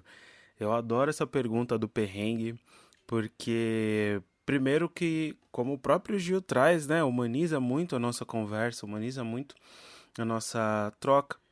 Hoje foi um papo leve, né? Foi um papo muito humanizado, assim, no sentido de nos colocamos, em especial vocês, se colocaram no lugar de quem cuida, mas também no lugar de quem vive maternidade, né? O Gil é pai, eu ainda não, mas assim, são relações diferentes, né? E a temática de hoje é sobre vocês, mães, e os cuidados que são importantes para vocês, né? E poder olhar, pensar sobre esses perrengues. Enquanto mães, muitos vocês trouxeram, né, no discurso de vocês, em toda a nossa troca. Enquanto profissionais, né, também é interessante de olhar, pensando até no amadurecimento, né? Eu acho que uma coisa que para mim fica muito forte nessa conversa que surgiu dentro do conceito maternidade, mas que para mim eu acho que cabe em praticamente todas as os aprimoramentos, aperfeiçoamentos, as dedicações que a gente vai tendo na vida, que são os nascimentos, né? Então, eu levo muito isso dessa nossa conversa de hoje, né? A partir do momento que eu e minha esposa, né, gestarmos, vai nascer uma mãe, vai nascer um pai. A partir do momento que de repente eu inicio um novo curso, uma nova graduação, vai nascer um novo profissional, né, que vai aprendendo aos poucos, que vai desenvolvendo aos poucos, uma nova amizade que surge, né? Então uma nova amizade que nasce ali, e eu acho muito bonito pensar nesse termo, né? Então eu agradeço demais a vocês por toda essa troca que a gente teve, tá? A gente está chegando ao final do nosso episódio, né? Mais uma vez, é um daqueles que, assim, passaria horas e horas conversando com vocês. Foi muito gostoso trocar essas ideias, né? Eu quero deixar aqui um agradecimento muito especial para Thaís Galvão, né? Ela é obstetriz, ela ia participar com a gente hoje, mas teve que atender a um chamado de uma gestante que, enfim, precisou da atenção dela, né? A gente vai compartilhar aqui com vocês um áudio que ela mandou pra gente, né, colaborando também sobre essa questão, esse olhar de profissionais da saúde às maternidades, principalmente dentro da área dela, né, de obstetriz. Então, vamos ouvir um pouquinho o que ela tem para nos dizer. Aí faço um corte aqui depois, coloco o áudio dela. E para a gente encerrar aqui o nosso episódio de hoje, eu gostaria de pedir para vocês, né, Michele, Mônica, se vocês têm alguma dica, alguma sugestão, algum texto, música, conteúdo que inspira vocês, né, ou orientações que vocês podem dar para mães, para pessoas que pretendem trabalhar com mães, com maternidades, com famílias, né? Quais dicas, quais sugestões que vocês deixam? E se vocês quiserem também deixar redes sociais, algum local que as pessoas possam acompanhar um pouco mais o trabalho de vocês, né? Deixa aí o espaço para a gente ir concluindo esse nosso encontro. Eu queria só falar da oficina que eu fiz essa semana com as mamães. Nós fizemos um ninho. Então, eu propus que elas fizessem os ovinhos de biscuit, cada um decidiu quais ovinhos, quantos, e tinha em cima da mesa palha, tinha o suporte, tinha manta acrílica, tinha tecido. Então, eu foquei muito nessa coisa do ninho, do aninhar, desses projetos, né? Porque é isso que o Daniel falou. A gente também não gesta ou não cria só um filho, né? A gente pode gestar e ter projetos, né? E o ninho é um lugar que a gente pode sempre voltar. Eu fico pensando assim, o mundo evoluiu, a tecnologia, o homem foi à lua, foi não sei aonde, fez... Mas se a gente pensar que um ninho de passarinho é um ninho feito da mesma maneira desde que o mundo foi concebido. Gravetinho por gravetinho, folhinha por folhinha, aquele cuidado. E depois eu fico imaginando a passarinha, não é só pássaro que faz ninho, mas a gente, quando fala de ninho, a gente pensa nos pássaros. Mas a passarinha ou a galinha chocando aquele ovo, né? Aquecendo, trazendo aquele calor para aquele ovo, né? Depois o ovo nasce, tem que quebrar. E depois o primeiro voo do passarinho, né? Quando às vezes a mãe também precisa dar aquele empurrão. Então, eu acho que a maternidade é essa coisa de empurrar e acolher. A mãe está sempre nesse processo, né? Então, o filho não quer entrar para a terapia, a mãe tem que empurrar. Depois a criança sai da terapia, a mãe tem que acolher, né? E a gente, eu acho que o tempo inteiro é esse caminho, né? E aí eu questionei essas mamães, se elas são aquele ninho, como elas sentem aquele ninho, se elas também tiveram aquele ninho, né? Porque a gente também, às vezes, só dá o que a gente recebeu, a gente só dá o que a gente pode, né? Então, eu acho que foi muito legal a atividade do ninho, dos ovinhos, de olhar para aquilo, e eu acho a arte-terapia, uma mágica que eu acho que a arte-terapia tem, é de você levar aquilo para casa e poder conversar com aquela produção ainda durante um tempo. As minhas atendidas eu falo para deixar pelo menos uma semana o que se produziu ali do lado da sua, né, na sua mesinha de cabeceira, para você conversar, olhar para aquele ninho, olhar o que ele tem para dizer, porque foi você que fez. Então, eu falo sempre assim, aquele ninho fala sobre você, não fala sobre mim. Quem fez não fui eu, foi você. Então, ele fala de você e com você. Então, para a gente ouvir, né, o que tem a dizer essa produção que a gente faz durante uma sessão de arte-terapia ou de qualquer outra terapia, que a arte-terapia você leva o seu produto para casa muitas vezes, né? E aí eu selecionei um texto aqui para finalizar, que é: ensinarás a voar, mas não voarão o teu voo. Ensinarás a sonhar, mas não sonharão o teu sonho. Ensinarás a viver, mas não viverão a tua vida. Ensinarás a cantar, mas não cantarão a tua canção. Ensinarás a pensar, mas não pensarão como tu.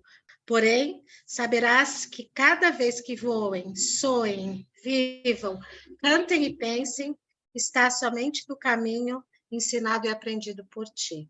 Madre Teresa de Calcutá. E agradeço a participação, foi muito gostoso. Eu também falaria aqui por horas e ficaria aqui horas ouvindo vocês, ouvindo a Michele também e vocês dois. Obrigada, viu? Imagina, a gente que agradece. Você quer deixar alguma rede social, compartilhar Vou alguma deixar meu coisa, Mônica? Instagram, é bem fácil, meu Instagram, @Mônica Arteterapeuta. Pode me seguir, pode Tá mandar ótimo. direct, pode falar, que eu gosto de conversar. A gente deixa os links aqui também. Michele? Eu estava pensando aqui, né, o que deixar. Eu acho que para os profissionais que têm esse chamado, né, de trabalhar com gestante, com mães, eu acho que, assim, vai em frente disso, sabe? Segue o coração, né? Como a Mônica falou, agora falando dos profissionais, segue teu coração, porque muitas pessoas, quando eu lancei o meu curso, o pessoal perguntava: Michele, antes de se inscrever, mas tem um público para isso? Tipo, eu vou investir como se o curso fosse caro, né? Nem é super baratinho, mas assim, tipo, vou estar investindo, será que tem um retorno? E eu já falava assim: não, não tem. Isso me assustava, né? Eu falo, não tem, não é que não tem, é que tem, tá aí, mas eles ainda não estão percebendo a importância do nosso trabalho. A gente tem que mostrar primeiro. Né? Então, ainda não tem gente chovendo gestantes atrás da musicoterapia, né? Hoje a musicoterapia está muito forte com os TEAs, né? Está bem forte isso, que eu sei que está. Mas, assim, eu falei, um dia, inclusive na época que eu me formei, a musicoterapia nem tinha muito público, né? Os clientes, os nossos professores ainda passavam perrengues. Então, acho que a geração de hoje já está tendo até uma procura, clínicas. Nossa, a gente vê toda hora nos grupos, né? Então, assim, se você ama, se você tem esse chamado de trabalhar com mães, com gestantes, segue teu coração, né? E vem comigo. Eu sempre falo, vem comigo que nós vamos junto, né? Falo, vem comigo, porque eu acho que é um trabalho para dar muitos frutos, né? Eu falei domingo e vou repetir, eu falo, a gente está cuidando do futuro da humanidade, né? Então, assim, tá? Eu brinco, eu falo que é um trabalho super importante, porque esses bebês que estão ali, quando a gente cuida dessa mãe, a gente está cuidando desses bebês também, né? O foco do meu trabalho não é desenvolvimento do bebê dentro do útero, é o cuidado da mãe, mas automaticamente a gente está fazendo um bem-estar para esse bebê que está vindo, e muitas vezes eles vêm de uma história de uma mãe muito sofrida, né? Então, de tudo que a gente passou, né? A gente, cada um aqui falando um pouquinho da sua mãe, cada mãe tem a sua história. Então, eu sempre falo para essas mães, esse bebê está vindo com uma nova oportunidade, até para você ressignificar a sua vida. Então, assim, vão atrás, né? Venha, vamos estudar, vamos pesquisar, estou junto, estou super disponível, quem quiser entrar nessa área aí.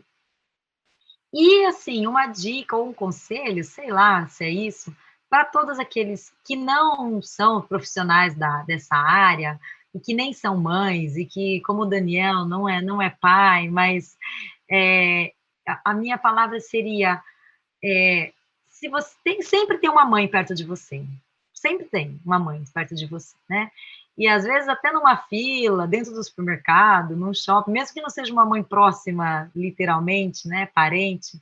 Então, assim, sempre que você puder, seja um apoio para essa mãe, né? Seja ajuda, seja um acolhimento para ela.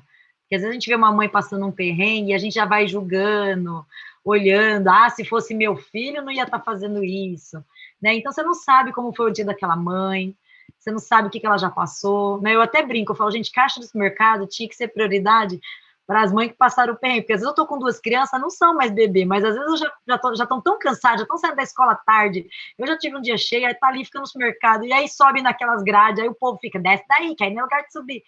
Então, eu falo assim, seja esse colo, seja esse olhar, sabe? Às vezes eu tô sem meus filhos, eu vejo uma mãe com uma criancinha, eu já começo a brincar, conversar, então, assim, mesmo que você não é mãe, que você não tem filho, nem queira ser um dia, mas seja esse apoio, olhe para essa mãe com carinho, né? Com essa criança, às vezes você brincar um pouquinho com aquela criança, está ali numa fila, aquela mãe já está tão exausta, às vezes já vai ajudar, puxar um assunto com aquela criança, assim, acho que é esse olhar porque quando a gente acolhe as crianças, a gente também está acolhendo as mães, viu? É muito importante isso. Então, seja esse apoio, né? Seja essa ajuda e seja esse colo, né? Escute, a gente falou da escuta, né? Escute essa mãe que às vezes ela só quer falar, não quer conselho nenhum, às vezes ela só quer falar com você. Então, escute com amor, com ouvidos, né? Deixa chorar, seja um colo para ela. Eu acho que seja ela sua parente, seja ela, enfim, alguma relação que você tiver, acho que isso é bem legal, assim, acho que é bem importante. Acho que se todo mundo tivesse esse olhar com as mães, acho que a gente seria coisa seria um pouquinho mais leve também para a gente, né? De olhar a gente sente, quando a gente está num lugar e as pessoas olham a gente torto, porque a criança fez alguma coisa que até a gente ficou sem graça, né? Mas que naquele momento aconteceu. Então, a gente sente um olhar julgador, a gente sente um olhar de acolhimento. É bem importante isso. Acho que é isso que eu deixo para vocês. Minhas redes sociais, meu Instagram é Michele Musicoterapeuta, né? Ele não só tem coisas de obstetrícia, tem muita coisa de maternidade, né? Eu estava lendo um livro tempo atrás, eu fiquei 1 ano fazendo live, lendo um livro que não tem traduzido em português, eu li, ele estava em inglês, eu li ele todinho, 122 episódios tem lá. Então, eu também trago muita coisa de maternidade, que é minha vivência, eu ponho os destaques, eu ponho os stories, eu gosto muito de falar, às vezes, dos meus perrengues, às vezes das coisas criativas que eu faço também aqui com as meninas, enfim. Então, tá lá. O meu Facebook não é tão atualizado assim, mas é o Vida que Floresce. E meu canal do YouTube também tá começando a engatinhar, gente, mas é também o Vida que Floresce. Estou te seguindo, tá? Michele. Que esse Vida... obrigada. O Vida que Floresce surgiu, né, quando eu comecei a trabalhar com as gestantes, eu quis criar um logo, né, minha sobrinha ajudou, e eu queria um nome bem significativo, né, e aí eu ainda juntei o significado do nome das minhas filhas, porque Vida é o nome da minha filha Aisha, e a Zara é flor que floresce, então ficou Vida que Floresce, e eu acho que tem tudo a ver com o meu trabalho, né, de gestantes e de mães. Eu acho que é isso, gente. Eu também falei demais, também ia ficar aqui a noite inteira também falando. A gente pode marcar um episódio 2 depois, gente.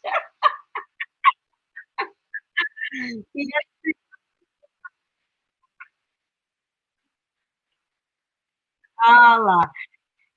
E assim, se precisarem de mim, eu estou aqui, está super disponível, assim, alunos de musicoterapia que querem saber sobre, inclusive eu estou até marcando um encontro com uma semana que vem, que está super querendo saber sobre musicoterapia para gestante, eu estou sempre assim, ainda mais gosto de tomar café, gente, eu adoro, eu falo, você quer me conhecer? Vamos tomar café? Então, quem quiser pode falar comigo, me chama no Instagram, no grupo do WhatsApp dos musicoterapeutas do Brasil eu estou lá, no grupo do WhatsApp de São Paulo dos musicoterapeutas eu também estou lá, podem me chamar, e é isso, a gente está junto aí nesse trabalho. Com certeza, com certeza. Essa está sendo, inclusive, a temporada dos episódios que estão chamando novos episódios.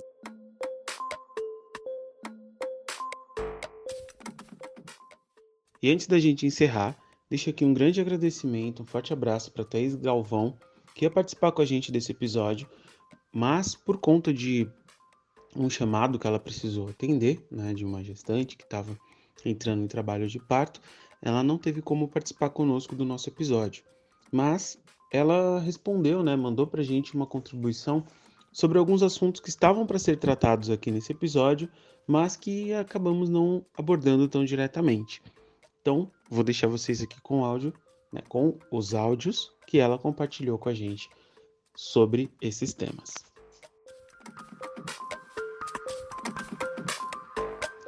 A diferença entre uma enfermeira, um enfermeiro obstetra e uma obstetriz está justamente na formação.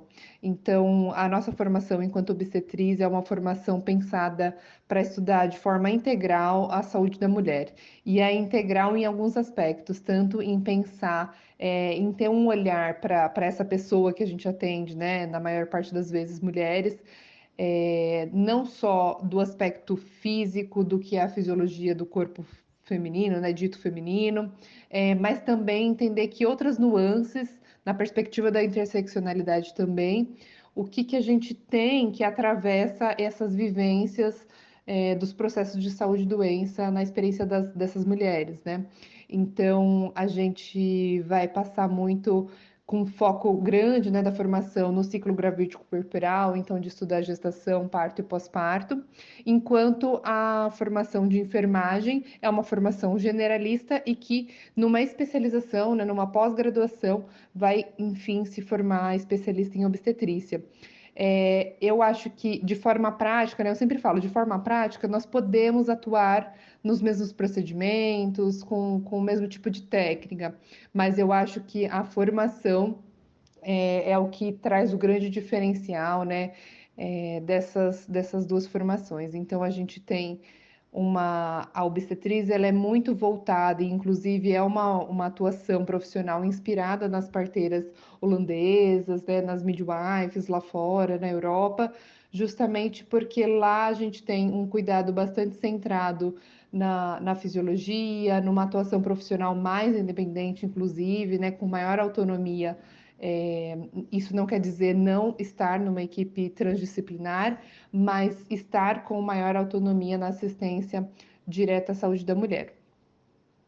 A gente tem uma formação com uma grade horária mais extensa do que as outras formações em saúde, de disciplinas sociais, o que a gente comumente chama de humanas, né? Então, justamente para que a gente possa se aprofundar melhor nesses outros aspectos, nessas outras nuances que atravessam os processos, né? E, portanto, nossa prática também em saúde, que não só a fisiologia, o corpo humano, o funcionamento, num sentido mais biomédico, né, e muitas vezes medicalizado. Então, entender que outros aspectos são esses que vão fortalecer a nossa compreensão, né, a nossa leitura de quem é essa pessoa que a gente acompanha e, portanto, facilitar os processos de um cuidado mais individualizado.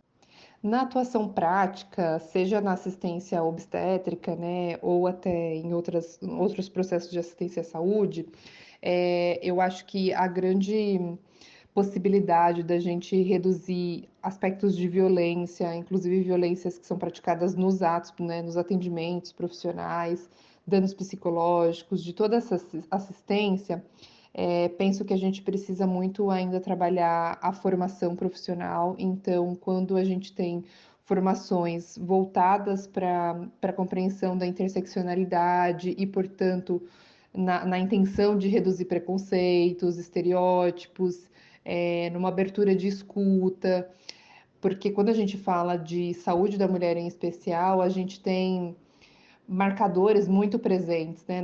Nós temos o machismo, nós podemos também perceber racismo na assistência direta, né? Quando a gente sabe que existe uma taxa menor de analgesia para mulheres negras, né? Isso é um estudo realizado, a gente sabe que por aí passou a questão da raça e etnia. Então, a gente, nessa dinâmica de uma formação mais ampla, para entender que outros vieses são esses, para além do corpo físico, né, para além da gente observar a fisiologia, ou seja, a patologia, a gente precisa também entender que mulher é essa, que contexto é esse, e, portanto, tanto estar vigilante a situações de violência que não são do próprio ambiente de saúde, mas também ficar vigilante à nossa atuação e que não é só de uma prática mais ou menos intervencionista, no sentido de procedimentos, mas também de uma fala, né, de uma escuta ativa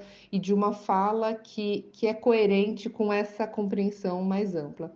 Então, acho que quando a gente pensa numa formação profissional mais adequada e numa atualização profissional, né? A possibilidade de ter educação continuada, principalmente para formações que são mais antigas, falando desses outros vieses que hoje a gente fala mais abertamente e entende que é importante se pensar para atender pessoas de modo geral, a gente tem uma redução dessa prática violenta que é muitas vezes profissional também. Então, olhar para um cuidado integral, numa compreensão biopsicossocial, interseccional, favorece bastante a redução de violências. E aí, isso numa perspectiva mais prática, né, do cuidado um para um, né, dessa assistência direta, mas também, junto a isso, né, em paralelo, a gente precisa também do fomento de políticas públicas, tanto locais quanto nacionais, regionais, para que acompanhe, né, a possibilidade desse cuidado mais vigilante a esses aspectos que são da cultura, né? A violência, o preconceito, ele vai passar por aspectos que são culturais. A chamada medicina baseada em evidências, né, assistência à saúde pautada em evidência científica, é uma forma de assistência prática onde você precisa ter um respaldo científico e aí da melhor qualidade que a gente tem disponível, né? Para pensar então as práticas, os procedimentos, as intervenções, para pensar de forma geral esse cuidado em saúde. A gente tem uma necessidade grande de se aproximar desse tema, porque muitas vezes essa assistência direta à saúde pode se pautar em preconceitos, em suposições, ou então numa prática profissional que é muito individual, então aquela fala que é bastante comum de, olha, eu faço isso há tanto tempo, há tantos anos e nunca deu errado.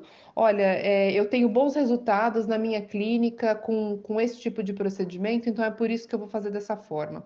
Quando a gente pensa a assistência a partir desse referencial muito individual do profissional, por mais vivência que ele possa ter, por maior prática que possa ser a história dele, né, pessoal enquanto profissional, a gente tem que tomar um cuidado no sentido de, uma coisa que a gente costuma brincar a evidência científica é sempre maior do que o seu N, né? Então, o número de pessoas acompanhadas por você, único profissional, provavelmente, e a gente diz que com muita certeza é muito menor do que o que se respaldou para então se dizer a evidência científica, né? Para então se dizer uma boa prática em saúde. Então, quando a gente se pauta em evidências, em boas evidências, que tem um número grande de pessoas estudadas, para então se pensar aquele cuidado, aquela prática, aquele procedimento, a gente tem então um cuidado que também está afastado de vieses possíveis, né? Então, de interesses que são pessoais desse profissional, que são desse serviço, a gente tem um cuidado mais pensado, né? Mais rastreado no que pode ser um viés e no que pode ser uma conduta inapropriada para então favorecer um cuidado mais seguro, inclusive. Então, a prática profissional, né, a atuação profissional baseada em evidência científica se pauta justamente em estar constantemente vigilante no que dizem as melhores evidências científicas, as evidências mais recentes, né? E aí, quando a gente entra nesse mundo da ciência, a gente tem inúmeros parâmetros para entender o que é uma evidência de maior qualidade, de menor qualidade, para então pensar a nossa prática profissional. Acho que isso é bastante importante também no sentido de quando a gente precisa pensar protocolos institucionais, numa perspectiva, né, de maior amplitude desse cuidado a ser ofertado, a gente precisa ter um respaldo que é científico, né, que não é pautado no eu acho que, na minha prática profissional, nessa perspectiva mais individual, para que isso possa também orientar esse cuidado para diversos profissionais que atuam ali naquele setor, naquela instituição.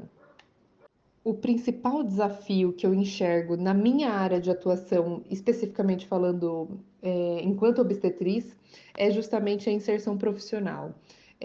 Nós somos apenas um único curso no Brasil e temos uma dificuldade muito grande ainda de inserção profissional justamente por ser uma formação especialista, né? Então, o fato da gente não ter uma formação generalista, que muitas vezes Na prática, a gente recebe uma recusa de emprego no sentido de mas você não pode rodar em setores, sendo que a gente sabe que a dinâmica dos hospitais de contratação hoje é diferente, né? Que você é contratada justamente para trabalhar naquele setor, no nosso caso, na obstetrícia. A gente ainda tem grandes barreiras em relação à atuação profissional, e aí muitas de nós migram para o campo do autônomo, né? Então trabalham de forma autônoma justamente por essa dificuldade de entrar para os hospitais, sejam eles públicos ou privados. Então, pessoalmente, né, enquanto categoria obstetrícia, a gente tem grande dificuldade nesse sentido. Mas em relação aos desafios, de forma mais ampla, a gente precisa continuar num processo de desconstrução de muitas narrativas que desfavoreceram e impedem ainda uma prática profissional mais atualizada, mais coerente com a evidência científica e sempre mais cuidadosa, mais individualizada para assistência à saúde da mulher de modo geral. E precisamos, em paralelo a isso, de um fomento de políticas públicas que sustentem a possibilidade real dessa prática mais cuidadosa, que reduza a violência obstétrica. Essa é uma pauta muito importante, muito cara para nós. Então, esses são desafios que eu enxergo bem específicos. Nós precisamos, né, nós também passamos por um governo com um movimento anti-ciência, com falas, com um teor muito machista, que também atravessa isso na assistência direta, né? Atravessa e chega nesse cuidado que retrocede um pouco no que a gente já tinha avançado.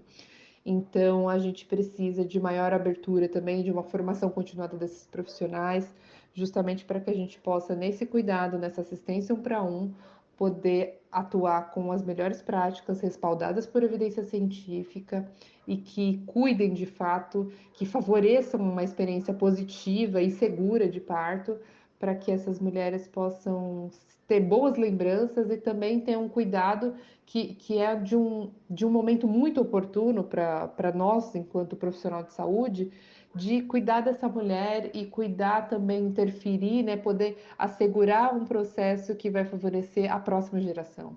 Então, essa é uma janela de oportunidade muito grande e que a gente precisa ter essa valorização a partir também de políticas públicas para caminhar num avanço. A dica que eu dou para quem quer trabalhar com obstetrícia, quer ser obstetriz, é justamente se aproximar do tema, se aproximar de pessoas que convivem diretamente com essa prática ou também que estão nessa busca, né, nesse interesse. Porque eu acho que essa aproximação anterior vai fortalecendo muito quando você chega para a formação, quando você chega para a assistência propriamente dita.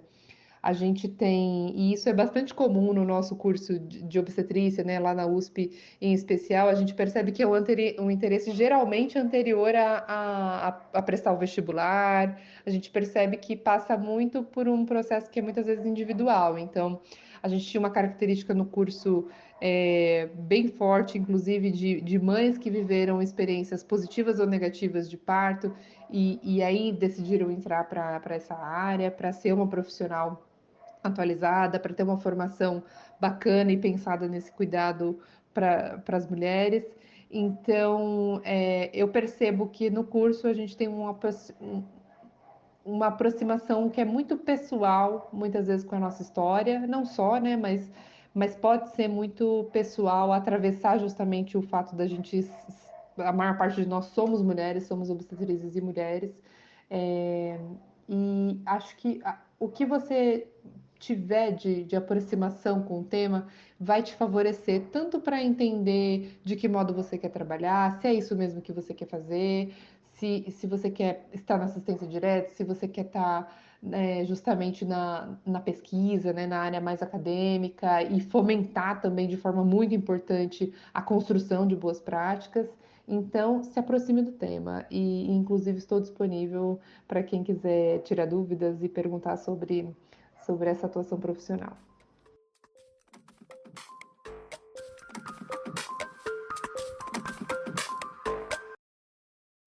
Gente, muito, muito, muito obrigado por toda a troca de hoje. Realmente foi um papo incrível, assim. Amei trocar essas ideias com vocês, amei ouvir vocês falarem, conhecer um pouco das experiências, né? Espero que vocês que estão nos ouvindo aí também tenham gostado. Agradeço demais por estar conosco até aqui, né? Foi um episódio um pouquinho mais longo, mas assim, que eu tenho plena certeza que vale muito a pena.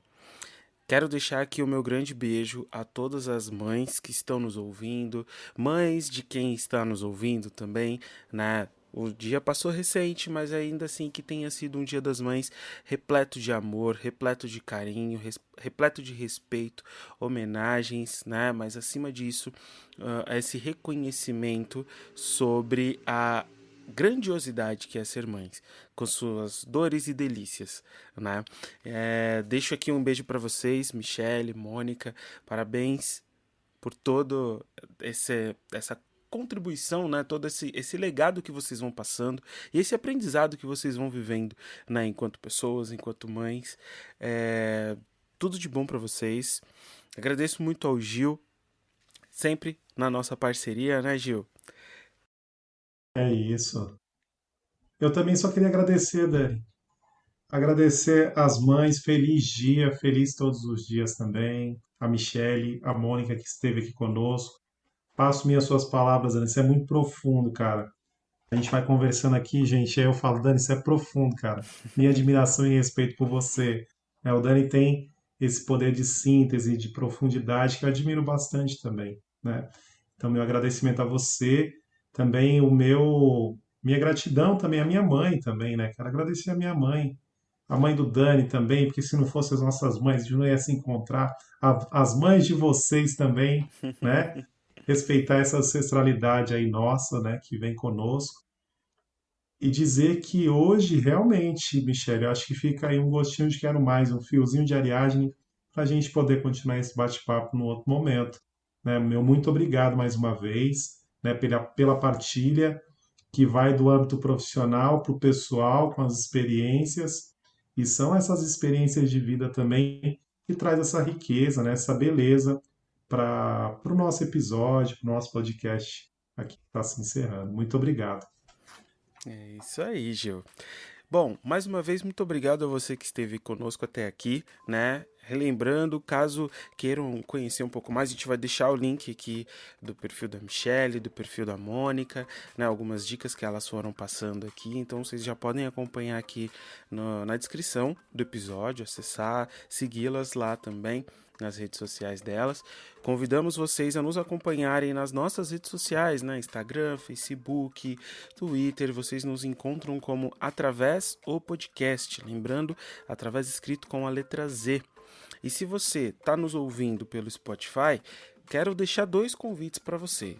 Primeiro, de classificar a gente, né? O Spotify tem um esqueminha das estrelas lá. Se você gostou desse episódio, achou bacana, coloca lá quantas estrelas você acha que vale nesse programa, né? Quantas estrelas você acha que esse podcast merece, né? Isso vai nos ajudar muito a entender como é que tá essa recepção, essa troca com vocês e também para que esses programas sejam levados, alcancem outras pessoas, né? O segundo pedido deixa aqui no próprio Spotify mesmo, agora a gente consegue opinar, colocar ali as questões, né, dúvidas ou comentários, interagir com a gente, interagir com outros ouvintes também. Então, convido vocês a interagir aqui a partir do Spotify. E se você não está nos ouvindo pelo Spotify, pode fazer essa troca conosco também pelas nossas redes sociais, né? Então, se quiser dar alguma sugestão, dar alguma dica, alguma crítica, trazer alguma questão, fiquem à vontade, os nossos canais estão sempre abertos, tá? E só para finalizar aqui esses recadinhos, lembrar vocês da nossa campanha, né, que está aberta lá no Apoia-se. Caso você ache interessante, já agradecemos demais todo o apoio que vocês nos dão, ouvindo, compartilhando, comentando com a gente sobre o nosso episódio. Mas se você acha que né, se for possível para você, nos dar um apoio maior com relação a toda a manutenção desse podcast, né, equipamentos, divulgação e todos os detalhes que a gente precisa dar conta, a gente tem uma campanha aberta lá no Apoia-se, né, apoia.se/através, né, que aí você pode contribuir também com a gente. Então, gente, um grande beijo, um forte abraço, um agradecimento especial, antes que eu me esqueça, para a Luli, que cuida ali sempre da nossa identidade visual, né, tá sempre de olho. Então, a gente se encontra no nosso próximo episódio. Através do podcast.